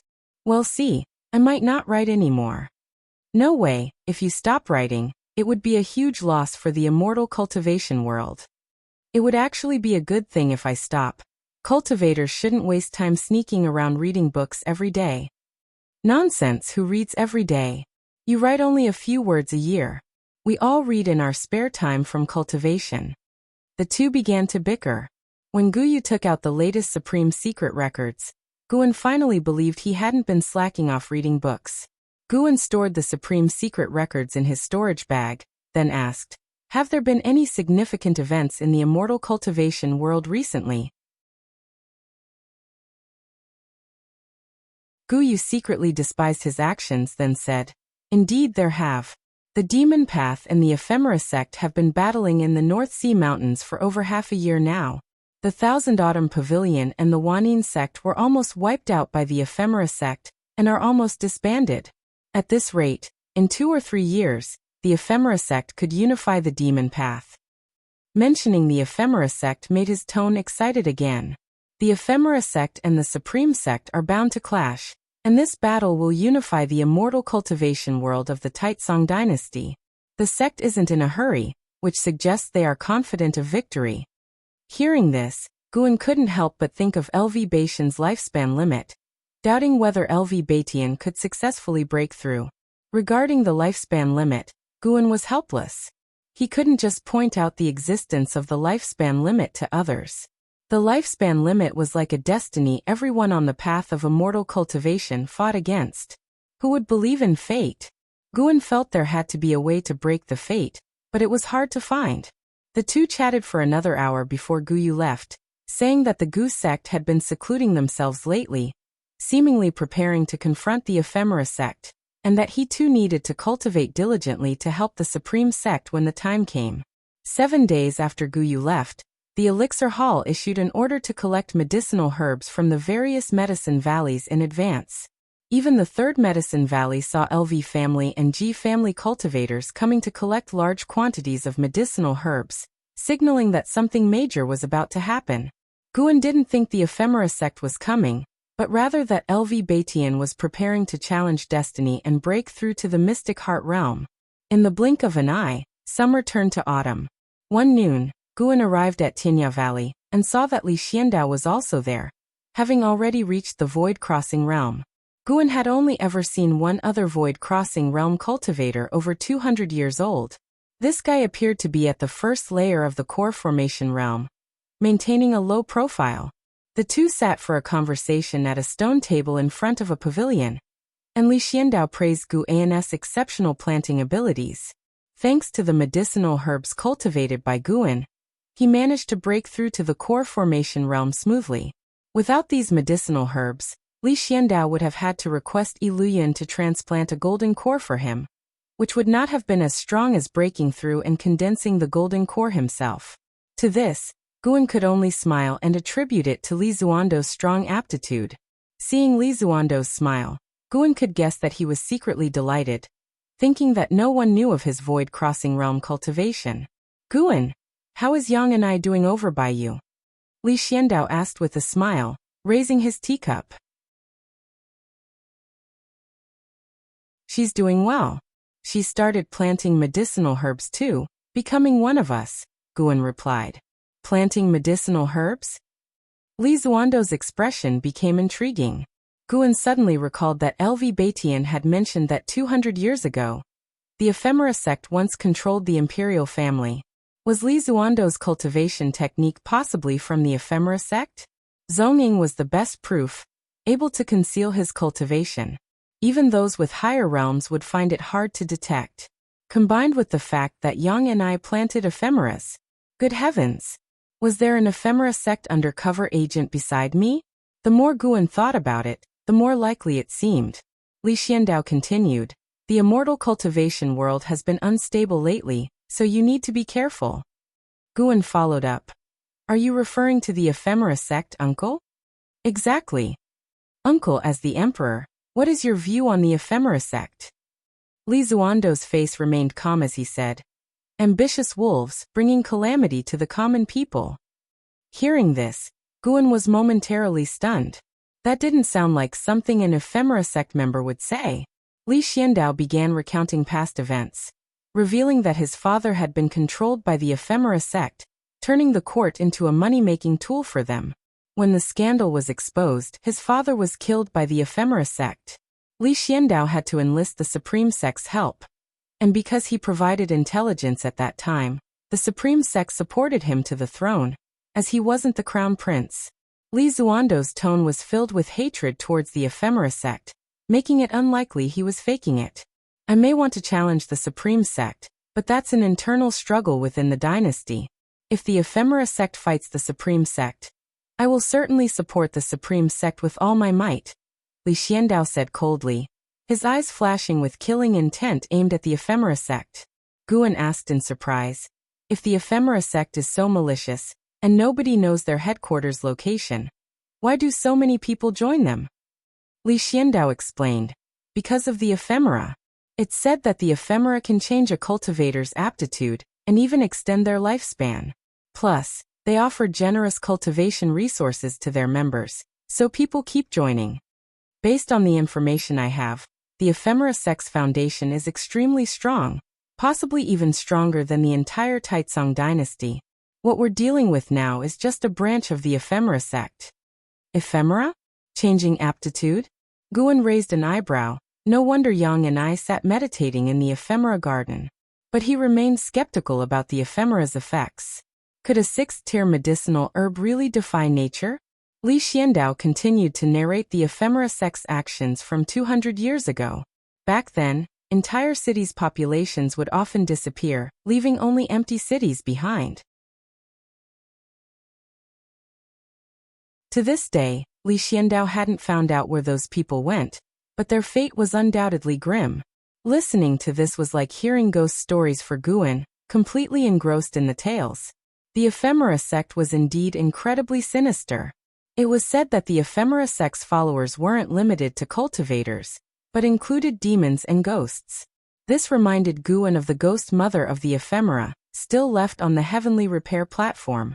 After chatting for a full hour, Li Xiandao hadn't finished his story, yet Guan was not bored. Suddenly, a prompt appeared before Guan. Zhongliang harbors ill will towards you and wants to kill you. Do you wish to perform lifespan detection on him? Zhongliang? Who's this? A complete stranger. Guan was puzzled. He was usually kind to others and rarely made enemies. The name sounded significant, and Guan silently chose yes. Consuming 100 years of lifespan is required. Do you wish to continue? So pricey?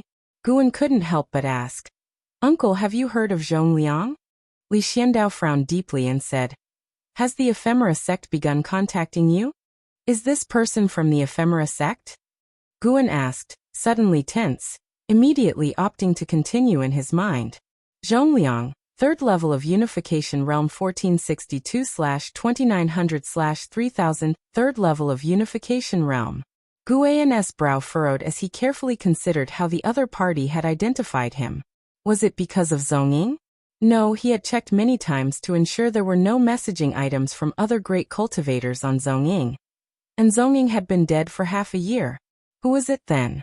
Guan, realizing the ephemera sect had targeted him, felt a sudden urge to infiltrate their headquarters and eliminate them. Unfortunately, the ephemera sect had no central headquarters, at least not in Zongying's memories. Zongying and that mysterious figure always met in different places. 200 years ago, Zhongliang was the sect hierarch of the ephemera sect, who fled after being severely injured by LV Batian. Where did you encounter him? Li Xiandao asked gravely. Guan shook his head, saying, I once had a chance encounter with him outside the Supreme Sect outer sect. He invited me to seek an opportunity, but I refused. Talking with you today reminded me of him. And I never thought he would be an ephemera sect demon.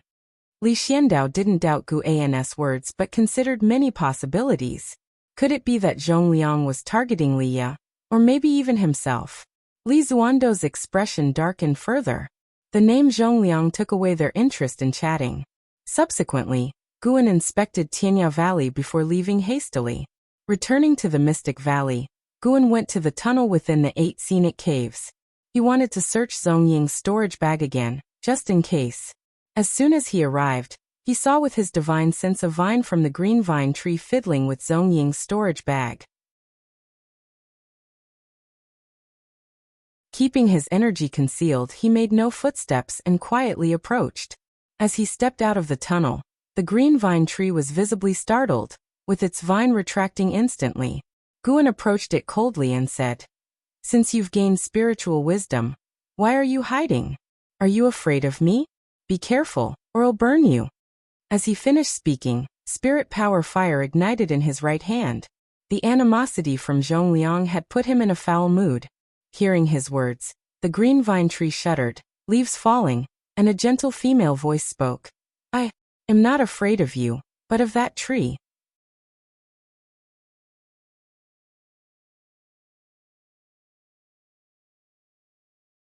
Chapter 103 Ephemera Tree.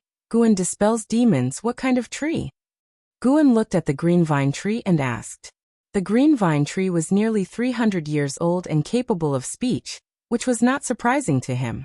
The green vine tree's voice resembled Jiang Qiong's, likely because it had overheard Jiang Qiong frequently, while it was developing spiritual wisdom. "I don't know, but I can sense it. It will eat me." The green vine tree's voice sounded again, causing Guan to frown. Guan first thought of the human-faced tree.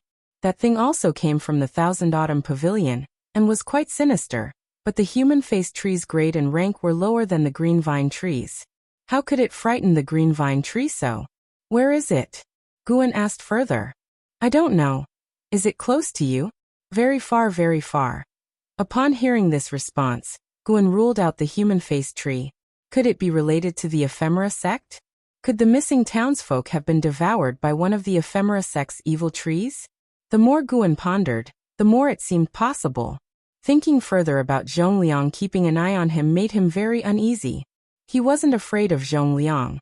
He was afraid of someone discovering he had hidden his cultivation level. This can't go on. He couldn't sit and wait for death. Guan's eyes sharpened, and the terrifying divine sense of a Mahayana realm cultivator spread out, directly covering the Taitsong dynasty. The Taitsong dynasty was vast, but it couldn't escape the divine sense of a Mahayana realm cultivator. He was going to conduct a thorough search for Zhongliang, even if it meant turning the place upside down. To his surprise, Taitsong dynasty's cultivators were numerous. Guan felt like he was panning for gold. Guan did not retreat despite the difficulty, determined to find the hidden enemy. Inside a dim underground chamber, Su Han, bare-chested, sat meditating within the cold pool. The water emitted a chilling mist, and beside him stood a jade-white longsword, appearing as though made from white bones, with a blade shrouded in blood aura, eerie and shocking. Su Han's face showed pain, but he gritted his teeth and persevered. After a while, he suddenly heard wailing from afar. Opening his eyes involuntarily, he looked at a figure meditating against the cave wall and asked, "Master, what was that sound just now?" Zhongliang, with his eyes closed, replied indifferently, "Do not mind them. They are just a pitiful bunch begging for heavenly mercy. Whether they live or die has nothing to do with you." His white hair hung loosely, and he wore a large robe. His facial features were square, and his brows always seemed furrowed, creating the illusion of a third eye between them. Su Han couldn't calm his heart after hearing those wails. "Do not forget the purpose of joining the sect, or why you took up my sword." Zhongliang's voice sounded again, with a hint of impatience. Su Han took a deep breath and closed his eyes again. Once he closed his eyes, Zhongliang opened his, looking at him with a cold glint. The kid's hatred is still insufficient. I need to find his master and use him to provoke him, Zhongliang thought. Suddenly, Zhongliang's heart trembled, experiencing a brief moment of panic, causing him to frown. What's happening? Is this an illusion? Zhongliang felt uneasy and immediately spread his divine sense, but saw no sign of an enemy. Elsewhere, within the 8 scenic caves, Guan's eyes suddenly changed. Found. Guan searched the entire Taitsong dynasty, but did not find the ephemera sect's stronghold. He recalled the underground and probed it again, looking for special spiritual energy, eventually discovering Su-han. Beside Su-han sat a unification realm cultivator. In a vast underground space miles away from the two, there stood a giant spiritual tree. Upon seeing it, Guan confirmed this must be the existence feared by the green vine tree. This should be the ephemera sect's stronghold. None of them were good. Kill them all and then hunt down Zhongliang. Not killing Zhongliang left him restless. Guan looked back at the green vine tree and said, "In the future, whenever you sense fear or notice anything unusual nearby, tell me immediately. I want to treat you badly." The green vine tree twisted its trunk, making a timid sound. "Okay, master." Guan then stepped away. Even in front of the green vine tree, he didn't show his true strength. Keeping it hidden was always beneficial. Leaving the 8 scenic caves, Guan entered a forest, using the limitless freedom step to speed away. In the underground chamber, Zhongliang's frown deepened. He scanned with his divine sense several times, finding nothing unusual, but he did not trust his senses to be wrong. Suddenly, a hand pressed on his shoulder. His face changed drastically, instinctively wanting to jump away, but to his horror, he found himself unable to break free. At this moment, he felt the same as Zhongying did earlier. Inconceivable. Fear. Despair. He was a unification realm cultivator at the 3rd level, yet he was pinned down by a single hand, unable to move. Zhongliang glanced sideways and saw a figure emitting demonic qi standing beside him. It was Guan, using the 9 extremes yin-yang body, surrounded by purple-black demonic qi, making it impossible for Zhongliang to see his true face. This stronghold had over 100 types of formations and restrictions, but Guan, with his 9 extremes yin-yang body and limitless freedom step, entered without a trace, not triggering any alarm, and even the monitoring formations didn't detect the intrusion. Guan pressed Zhongliang with one hand, his gaze shifting to Su-han. Su-han's cultivation had reached the 9th layer of the Foundation Establishment realm, but his maximum lifespan hadn't increased, remaining at 199 years. Normally, a 9th layer Foundation Establishment realm cultivator's lifespan would exceed 200 years. Clearly, the Hateful Heaven Divine Sword had potential beyond its limits, but couldn't break the restriction of its own destiny. No wonder those who cultivated the Hateful Heaven Divine Sword, despite rapid progress, became increasingly prone to deviation as they advanced. Su-han hadn't noticed Guan's arrival as he focused on his cultivation. Guan looked at Zhongliang, preparing to use the soul-searching skill, trying to find Zhongliang via lifespan detection. It's you, kid. Then you die. Guan crushed with his right hand, infusing terrifying spiritual power of the Mahayana realm into Zhongliang's body, annihilating him, body and soul. A gust of wind swept across, causing Su-han to instinctively open his eyes. His pupils dilated suddenly as he quickly got up and grabbed the jade-white longsword beside him. "Who are you?" Su-han pointed his sword at Guan, querying sternly. "Where was Master? Why did he suddenly disappear?" Su-han was filled with terror. Guan's presence was intimidating, especially in the dimly lit chamber. A terrifying pressure burst from Guan, instantly overpowering Su-han, who fell into the pool, dazed.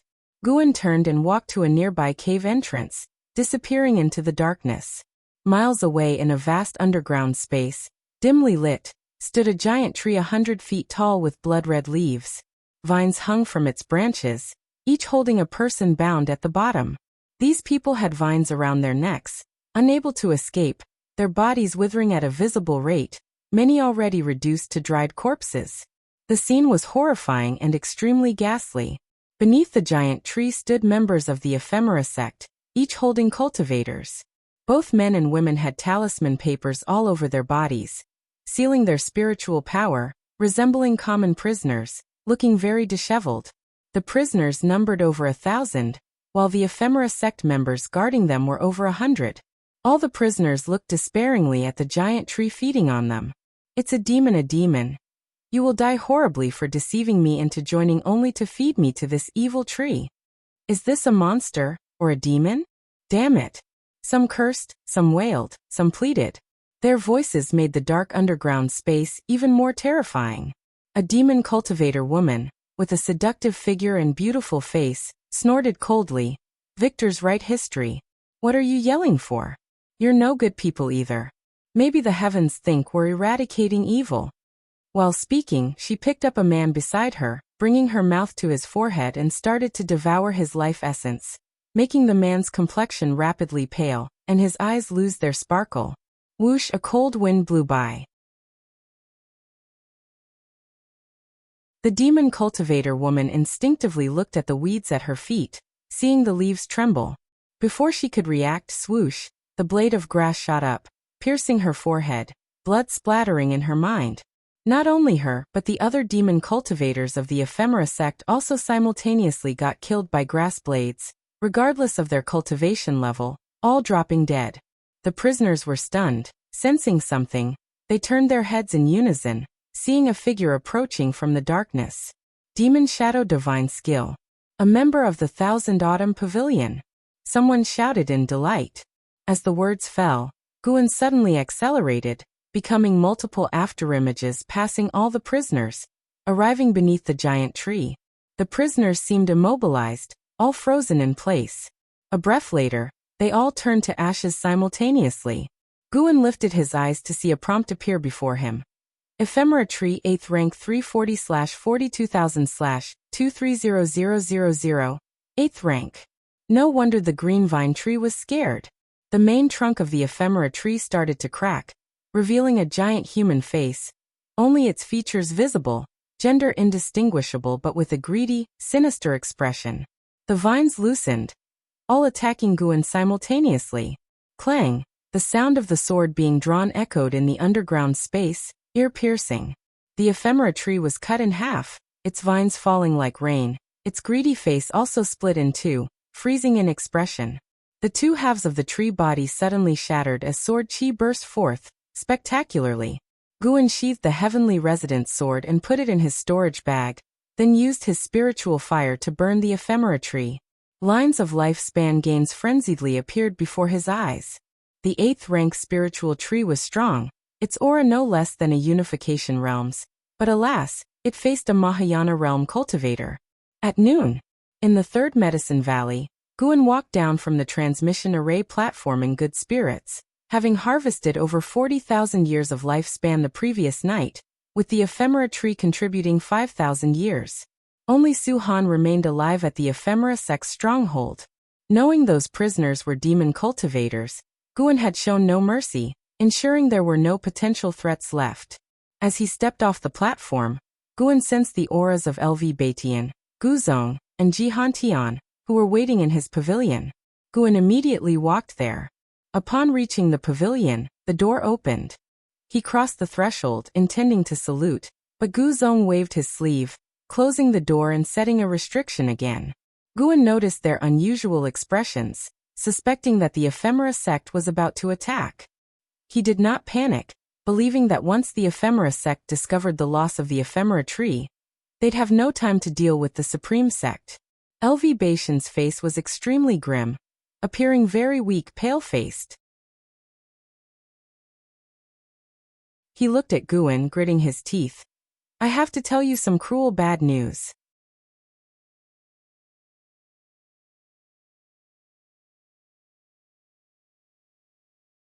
Chapter 104 Ascender's Attack. What bad news? Guan asked, sensing LV Baitian's weak aura, so he cast a lifespan detection. LV Baitian, Unification Realm 9th Layer 764/2050/3200. It didn't seem to have changed much. Wait. His lifespan had dropped by 1100 years. Guan remembered his previous lifespan was 3150 years. Could it be a failed tribulation? Guan was secretly astonished. No wonder in cultivation evolution, every time he failed, it took many years before he could attempt another tribulation in reality. In reality, he might die directly, and even if he didn't, he couldn't attempt tribulation continuously. LV Baitian took a deep breath and said, I failed the tribulation, couldn't break through to a higher realm, and I even need many years to recover my peak cultivation. Upon hearing this, Guan's expression changed drastically. He instantly became agitated, took 2 steps forward and anxiously asked, Sect leader, are you all right? You must take care of yourself. Supreme Sect cannot do without you. LV Batian smiled upon hearing this, and Guzong also felt gratified. Ji Hantian, on the other hand, was displeased and said, "What do you mean by we can't do without him? If he dies, there's still me. Who among the vice-sect leaders doesn't want to become the sect leader? But is it really appropriate to be so blunt?" Guan thought secretly, his face still full of worry. "Don't worry, I won't die, but it will be quite difficult to attempt a higher realm again in this lifetime. If I fail again next time, I will truly die," LV Batian said gloomily, recalling the terrifying experience of the tribulation, his face showing lingering fear. Guan couldn't help but ask, "Is the heavenly tribulation that difficult? Even a great cultivator like you can't manage it?" Ji Hantian snorted and said, "He managed to deal with the tribulation, already surpassing the myriad of beings in the 9 dynasties. How many people and demons spend their entire lives without even touching the unification realm?" Guzong nodded, chuckling self-deprecatingly. "I couldn't touch the unification realm myself." Guan took a deep breath and said with a bitter smile, "Not to mention the unification realm, I can't even reach the core formation realm." His current apparent cultivation was still in the foundation establishment realm. "Don't worry, even if I have to throw elixirs and heavenly materials and earth treasures at you, I will get you to the core formation realm. But to achieve the nascent soul realm, that will depend on your personal fortune and opportunities. Even the sect can't help there. Of course, you have another option, become my disciple, and I will transfer my entire cultivation to you," said LV Batian, waving his sleeve with a domineering air. "Here it comes again." Just as Guan was about to refuse, Ji Hantian couldn't help but say, "Stop thinking about transferring cultivation for now. The ephemera sect is eyeing us covetously. They might attack tomorrow. Even if he inherits your cultivation, he won't have your strength. Right now, the Supreme Sect indeed cannot do without you." Guzong nodded and said, "I have already contacted the Supreme Elders. Not sure how many will come back." As they started talking about the Supreme Elders, LV Batian's attention was diverted, and he began to sigh. It turned out the Supreme Elders left the Supreme Sect in search of opportunities to break through beyond the unification realm. Since ancient times, only 1 in 10 who left managed to return, and among those, only 1 in 10 succeeded in breaking through, while the others returned to live out their lives in peace. Ji Hantian mentioned the true inheritor, saying he believed that person was most likely to surpass the unification realm among the Supreme Sect cultivators, even more likely than the Supreme Elders. This piqued Guan's curiosity about the true inheritor. What kind of talent made everyone in the Supreme Sect mention him with admiration and expectation? Guan stood quietly, listening to learn more about the Supreme Sect's past. Half an hour later, the three finished talking. "The most important thing we have to tell you today is that we will soon send more high-rank seeds. You must cultivate them carefully, as it concerns the Supreme Sect's future battle with the Ephemera Sect." Ji Hantian said seriously, looking at Guan. "Sending seeds? The more the better," Guan quickly assured. "No matter how many seeds are sent, I will do my best to cultivate them, and I won't be careless." Guzong chuckled and said, "I like your spirit. No other valley master is as dedicated as you. Some neglect their duties, and some embezzle. Work hard, and you'll be promoted to inner sect disciple in the future." Guan hastily gave his thanks. Then LV Batian and the other 2 got up and left. As they walked out of the pavilion, LV Batian's complexion instantly recovered. As the sect leader, he couldn't let the disciples see him looking weak. Guan went downstairs and watched them leave. He felt some regret. He had wanted to ask Ji Hantian when the 7-layer spirit tree was coming. The news of the ephemera tree being destroyed and LV Batian's failed tribulation had not spread in the immortal cultivation world. At least when Yilan came to visit Guan, she didn't mention these 2 things. Yilan couldn't participate in the upcoming spring festival because the law enforcement hall had a big mission recently, which would take several months. Standing by the edge of the tower, Guan watched Yilan's departing figure. Only after she disappeared into the swirling snow did he withdraw his gaze. He turned to see Yang and I emerging from the forest, and when she walked past his tower, he asked, "You say the ephemera sect has no foundation, yet it attracts so many cultivators. How foolish are the cultivators of this world?" Yang and I stopped her steps, looked up at Guan, and said, "Maybe the ephemera sect has something they want." "Really? But it feels like a scam." The outer sect's demon extermination hall was the same. Lu Jujia trusted them, thinking he could rise to prominence, only to be persecuted. Guan said with a sigh, shaking his head, "People in this world cannot escape the concept of strife. But in my medicine valley, there's no need for strife." With that, he turned and went back inside. Yang and I frowned, feeling that Guan was hinting at her. If Guan suspected her connection with the ephemera sect, why didn't he confront her directly? Yang and I thought for a moment and decided to talk to Lu Jujia to see what was going on. Winter snow fell heavily, and the 7th layer spirit tree promised by Ji family finally arrived. Pure Yang tree, 7th layer 2/8999/64,000. Guan carried the sapling, taller than a person, and started looking for a suitable place to plant it. He finally decided to plant the pure Yang tree in the open space in front of the pavilion, immediately calling the disciples to come and shovel snow and dig the ground. Hearing it was a 7th layer spirit tree, many disciples gathered to watch. Even as a sapling, the pure Yang tree melted the surrounding snow as soon as it entered the ground, making everyone feel warm, like a fire tree. This pure Yang tree was Gu An's personal treasure, so listening to the disciples' discussions filled him with a sense of accomplishment. Suddenly, he looked into the distance and saw cultivators flying over the mountain on their swords, led by the outer sect great elder LV Songhan. Following LV Songhan were 200 servant disciples, with cultivation levels all above the 7th layer of the energy cultivation realm. Why is she here? Guan saw Ascender Lu Lingjun among the group. This person's apparent cultivation was at the 8th layer of the energy cultivation realm, well hidden. Who could expect this servant disciple to be a great cultivator in the 9th layer of the unification realm, comparable to LV Baitian? If a fight started, Guan thought that LV Baitian might not be Lu Lingjun's match. LV Baitian had lived for over 700 years, while Lu Lingjun was a near 2,000-year-old monster. After landing, LV Songhan clasped his fists and said with a smile, "Brother Gu, these are 200 servant disciples I specially selected for you to command, with higher approval." Choosing servant disciples was because they were unlikely to steal medicinal herbs here, as this was inner sect territory, with an entire outer gate city nearby as a barrier, ensuring safety and just needing manpower. Guan stepped forward and exchanged pleasantries with LV Songhan. Lu Lingjun, standing in the crowd, scrutinized Guan with curiosity. Foundation establishment realm cultivation, yet could address nascent soul realm cultivators as equals? Who was this person?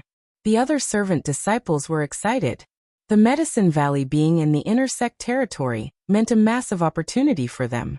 After LV Songhan left, Guan called Xiaochuan to arrange accommodations for the servant disciples.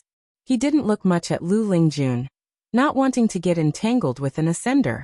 That day, the new servant disciples were all busy building pavilions and exploring the 3rd Medicine Valley. Seeing 2 7th layer spirit trees hidden in the 3rd Medicine Valley surprised Lu Lingjun. She had seen a 7th layer spirit tree before ascending, over 20,000 years old and larger than a mountain. The Supreme Sect's foundation was astonishing, and she must take root here. In the following days, Lu Lingjun worked so hard that Guan couldn't help but notice her. After the new year, Guan had Xiaochuan select 10 servant disciples to become deacons of Medicine Valley, to oversee the other servant disciples, and Lu Lingjun was among them. Lu Lingjun's eager gaze made Guan uncomfortable.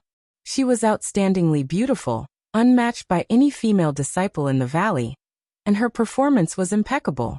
Ignoring her would raise suspicions.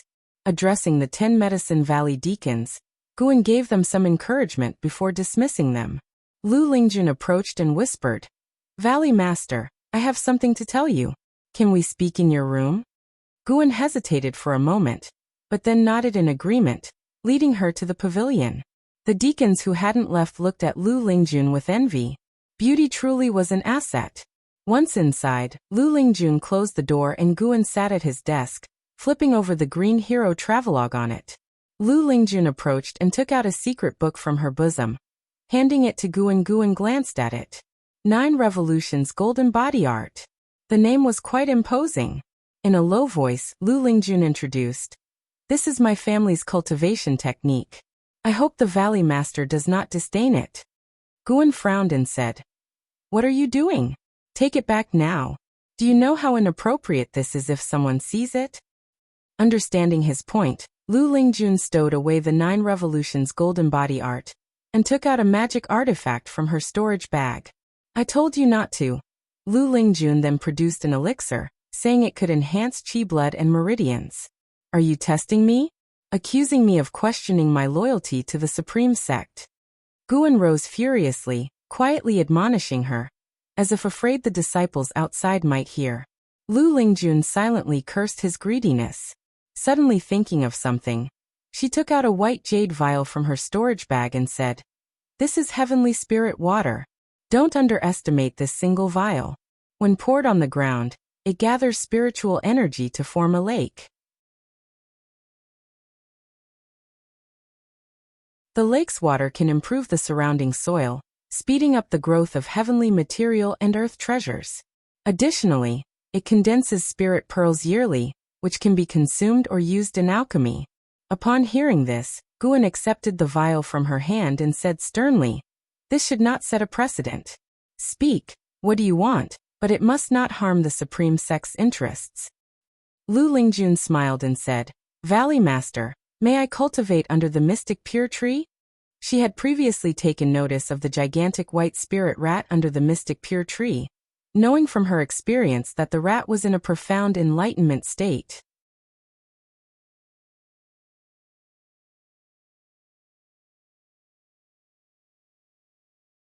Chapter 105. Void Crossing Realm. Is it very strong? Mystic Pure Tree? Guan didn't expect Lu Lingjun to discover the mysteries of the Mystic Pure Tree so quickly. This matter was not forbidden to him. On the contrary, it brought him more inspiration. In the future, he could use the Mystic Pure Tree to drive the disciples to work harder. Guan pondered. "All right, but you can only go there at night, and you must leave before dawn. The Mystic Pure Tree is the sect's property, and many great cultivators keep an eye on it. Do you understand?" Hearing this, Lu Lingjun quickly bowed to thank Guan, watching this 9th-layer unification realm great cultivator being so respectful to him. Guan felt a deep sense of emotion. Wasn't he in the same position before? Having a great cultivation level, but needing to act cautiously was because they were all not satisfied with their current state, and believed they could still ascend higher. After some brief conversation, Lu Lingjun took her leave. Lu Lingjun closed the door, then walked down the stairs, as she puzzled silently to herself. What kind of book is Green Hero Travelogue? It's even more valuable than the 9 Revolutions Golden Body Art. Although Guan moved swiftly, she still managed to catch the title of Green Hero Travelogue in that brief moment. She decided to investigate in the Outer Gate City later. Ever since arriving at the Great Heavenly Spirit Land, Lu Lingjun had been curious about everything here, yet filled with caution. Thus, she started as a servant disciple, first familiarizing herself with this world, and then steadily advancing. Her goal was to become an elder of the Supreme Sect. The Third Medicine Valley was merely a stepping stone. Along the way, Lu Lingjun couldn't help but wonder about the cultivation level of the Supreme Sect leader. It must be higher than hers, right? Deep into the night, in the North Sea mountain range, a fierce wind blew, mingling with snowflakes. Guan sat cross-legged under a tree, slowly opened his eyes, and a sharp gleam flashed across them. He had just spent 10,000 years of his lifespan to elevate the Ji family's divine skill, Heaven and Earth Path Gang, and had advanced twice from Heaven and Earth Path Gang to Heaven and Earth Dominator Body, and then to Taoist Gang Primal Energy. Once Taoist Gang Primal Energy was mastered, the invisible and colorless energy automatically protected the body, repelling any evil invasion. It could withstand all kinds of spells and divine skills while being able to manipulate Taoist Gang Primal Energy to attack enemies, capable of both offense and defense. Guan began refining Taoist Gang Primal Energy. He had already inherited the evolutionary memories. He just needed to run the technique once to master it. An hour later, Taoist Gang primal energy was formed. He could now retain the energy on his skin's surface, allowing others to touch him without causing harm. Guan still had 430,000 years of lifespan left, hesitating whether to continue enhancing the Taitsong Divine Shocking Sword. The Taitsong Divine Shocking Sword was already powerful enough, and further enhancement seemed unnecessary. His intuition told him that improving the wood spirit sword technique might be stronger because his cultivation technique had a wood attribute, whereas he temporarily did not possess the sorcery of 5 elements. But he already had one sword technique, and practicing another seemed pointless. It was better to focus on mastering one fully.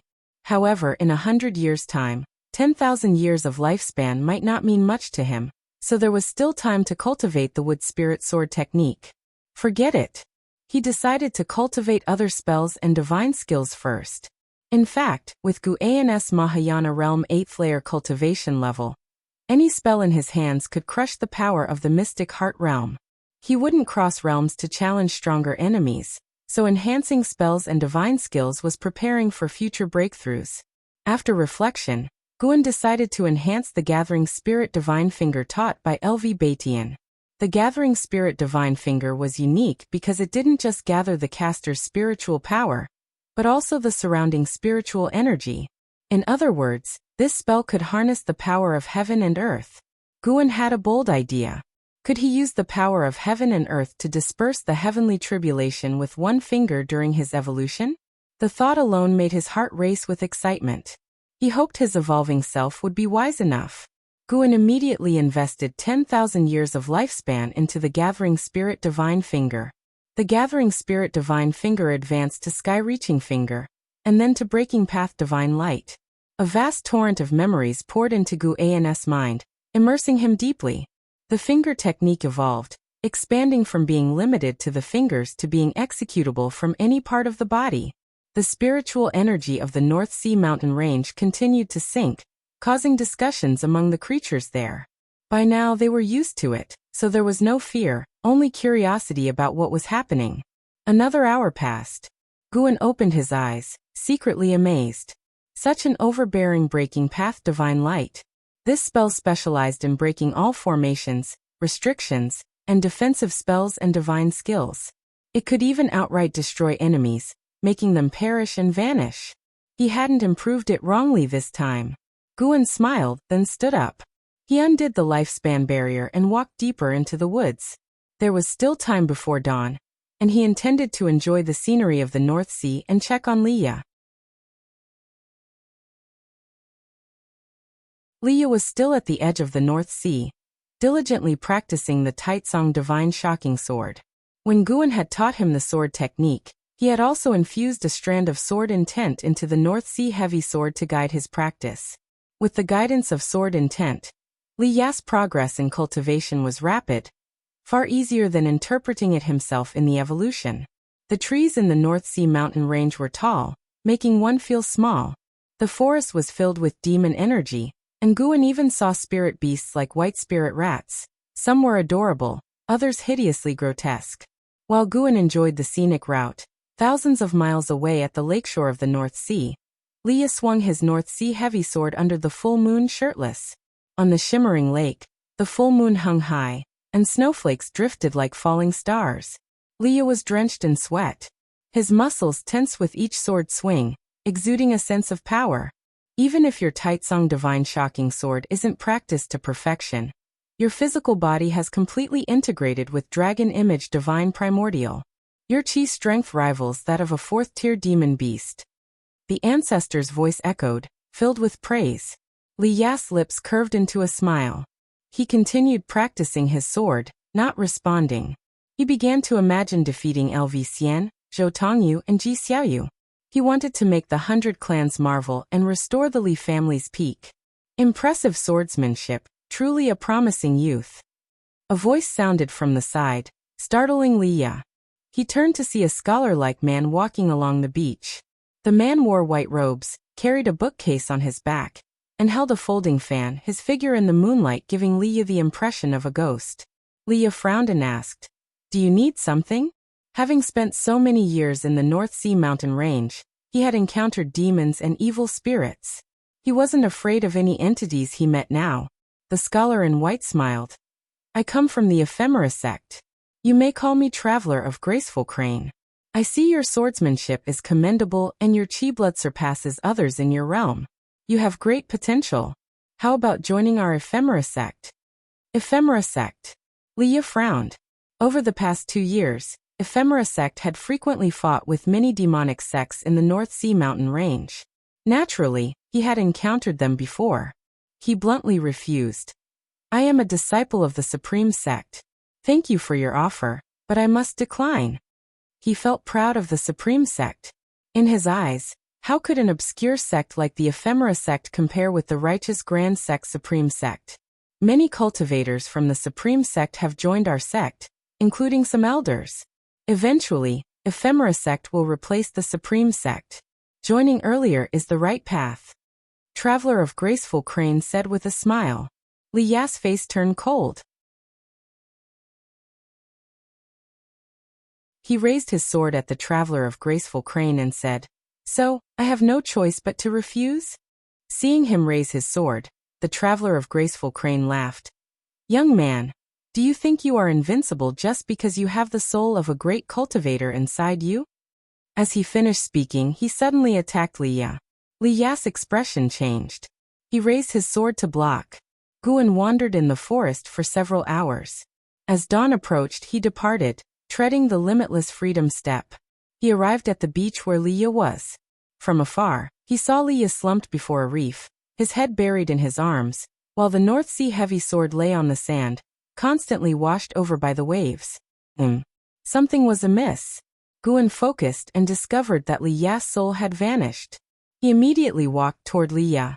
As he approached, Leah finally heard the footsteps. Leah slowly lifted his head. Upon seeing Guan enveloped in demonic energy, his face changed drastically. He quickly got up and rushed over to kneel before Guan, primordial ancestor. "Please save my ancestor." He was captured by the Traveler of Graceful Crane from the Ephemera sect. Leah exclaimed, his voice tinged with a sob. He wanted to cry because he believed Guan was the primordial ancestor of the Li family. In front of his ancestor, his emotions crumbled. Guan asked in a weary voice, "What happened?" At the same time, he spread out his divine sense to search for the soul aura within Leah. He had never met the Traveler of Graceful Crane, making it difficult to track him directly, so he searched for the soul aura instead. Leah began recounting his earlier encounter. After being defeated by the Traveler of Graceful Crane, he was humiliated and finally had his soul taken. The Traveler of Graceful Crane said to join the Ephemera sect to save the soul. Years of arduous cultivation had made Leah feel that he had changed dramatically, yet he stood no chance against the Traveler of Graceful Crane. His confidence was shattered. Guan failed to detect the soul aura, likely hidden by the Traveler of Graceful Crane. He wasn't worried. With a serious search, he would eventually find him. "Why didn't you find a safe place to practice your sword? Why here, without even setting up a formation?" Guan suddenly asked. He felt that Leah had many strengths but one bad habit: he was too reckless. Relying on the soul of his ancestor within him, he acted rashly and often got hurt. It was a good opportunity to temper him. Leah wanted to answer but was too ashamed to speak, unable to justify himself. He chose this place to attract demons and ghosts to attack him, thus improving himself through battle. Of course, his confidence came from having his ancestor's soul as backup. "You always escape death narrowly, but have you considered the burden on him?" Guan asked. Remembering how his ancestor often scolded him for being reckless, Leah felt even more ashamed, wishing he could find a hole to hide in. Seeing his sad expression, Guan's heart softened, unwilling to be too harsh. "Join the Ephemera sect," Guan suddenly said. Leah looked up in shock, unable to believe what his assumed ancestor had said. "The Ephemera sect harms the living. You infiltrate the Ephemera sect and at the end of each month, find a mountaintop and release your aura. I will find you." When the ephemera sect gathers, I will act. Guan said coldly. Leah quickly said, but isn't that very dangerous? The entire demonic path isn't a match for the ephemera sect. It said there are beings above the void-crossing realm in the ephemera sect, and not just one. Guan retorted, void-crossing realm, is it that strong? Leah was stunned into silence. You're tuning in to the Li Mei's Wuxia Whispers YouTube channel. We're so grateful for your support, and don't forget to subscribe to join us on this incredible journey through captivating stories. Your generosity through donations truly makes a world of difference, as it's the primary source of revenue that allows me to expand and enhance this channel for you. Thank you from the bottom of my heart for being a part of this adventure.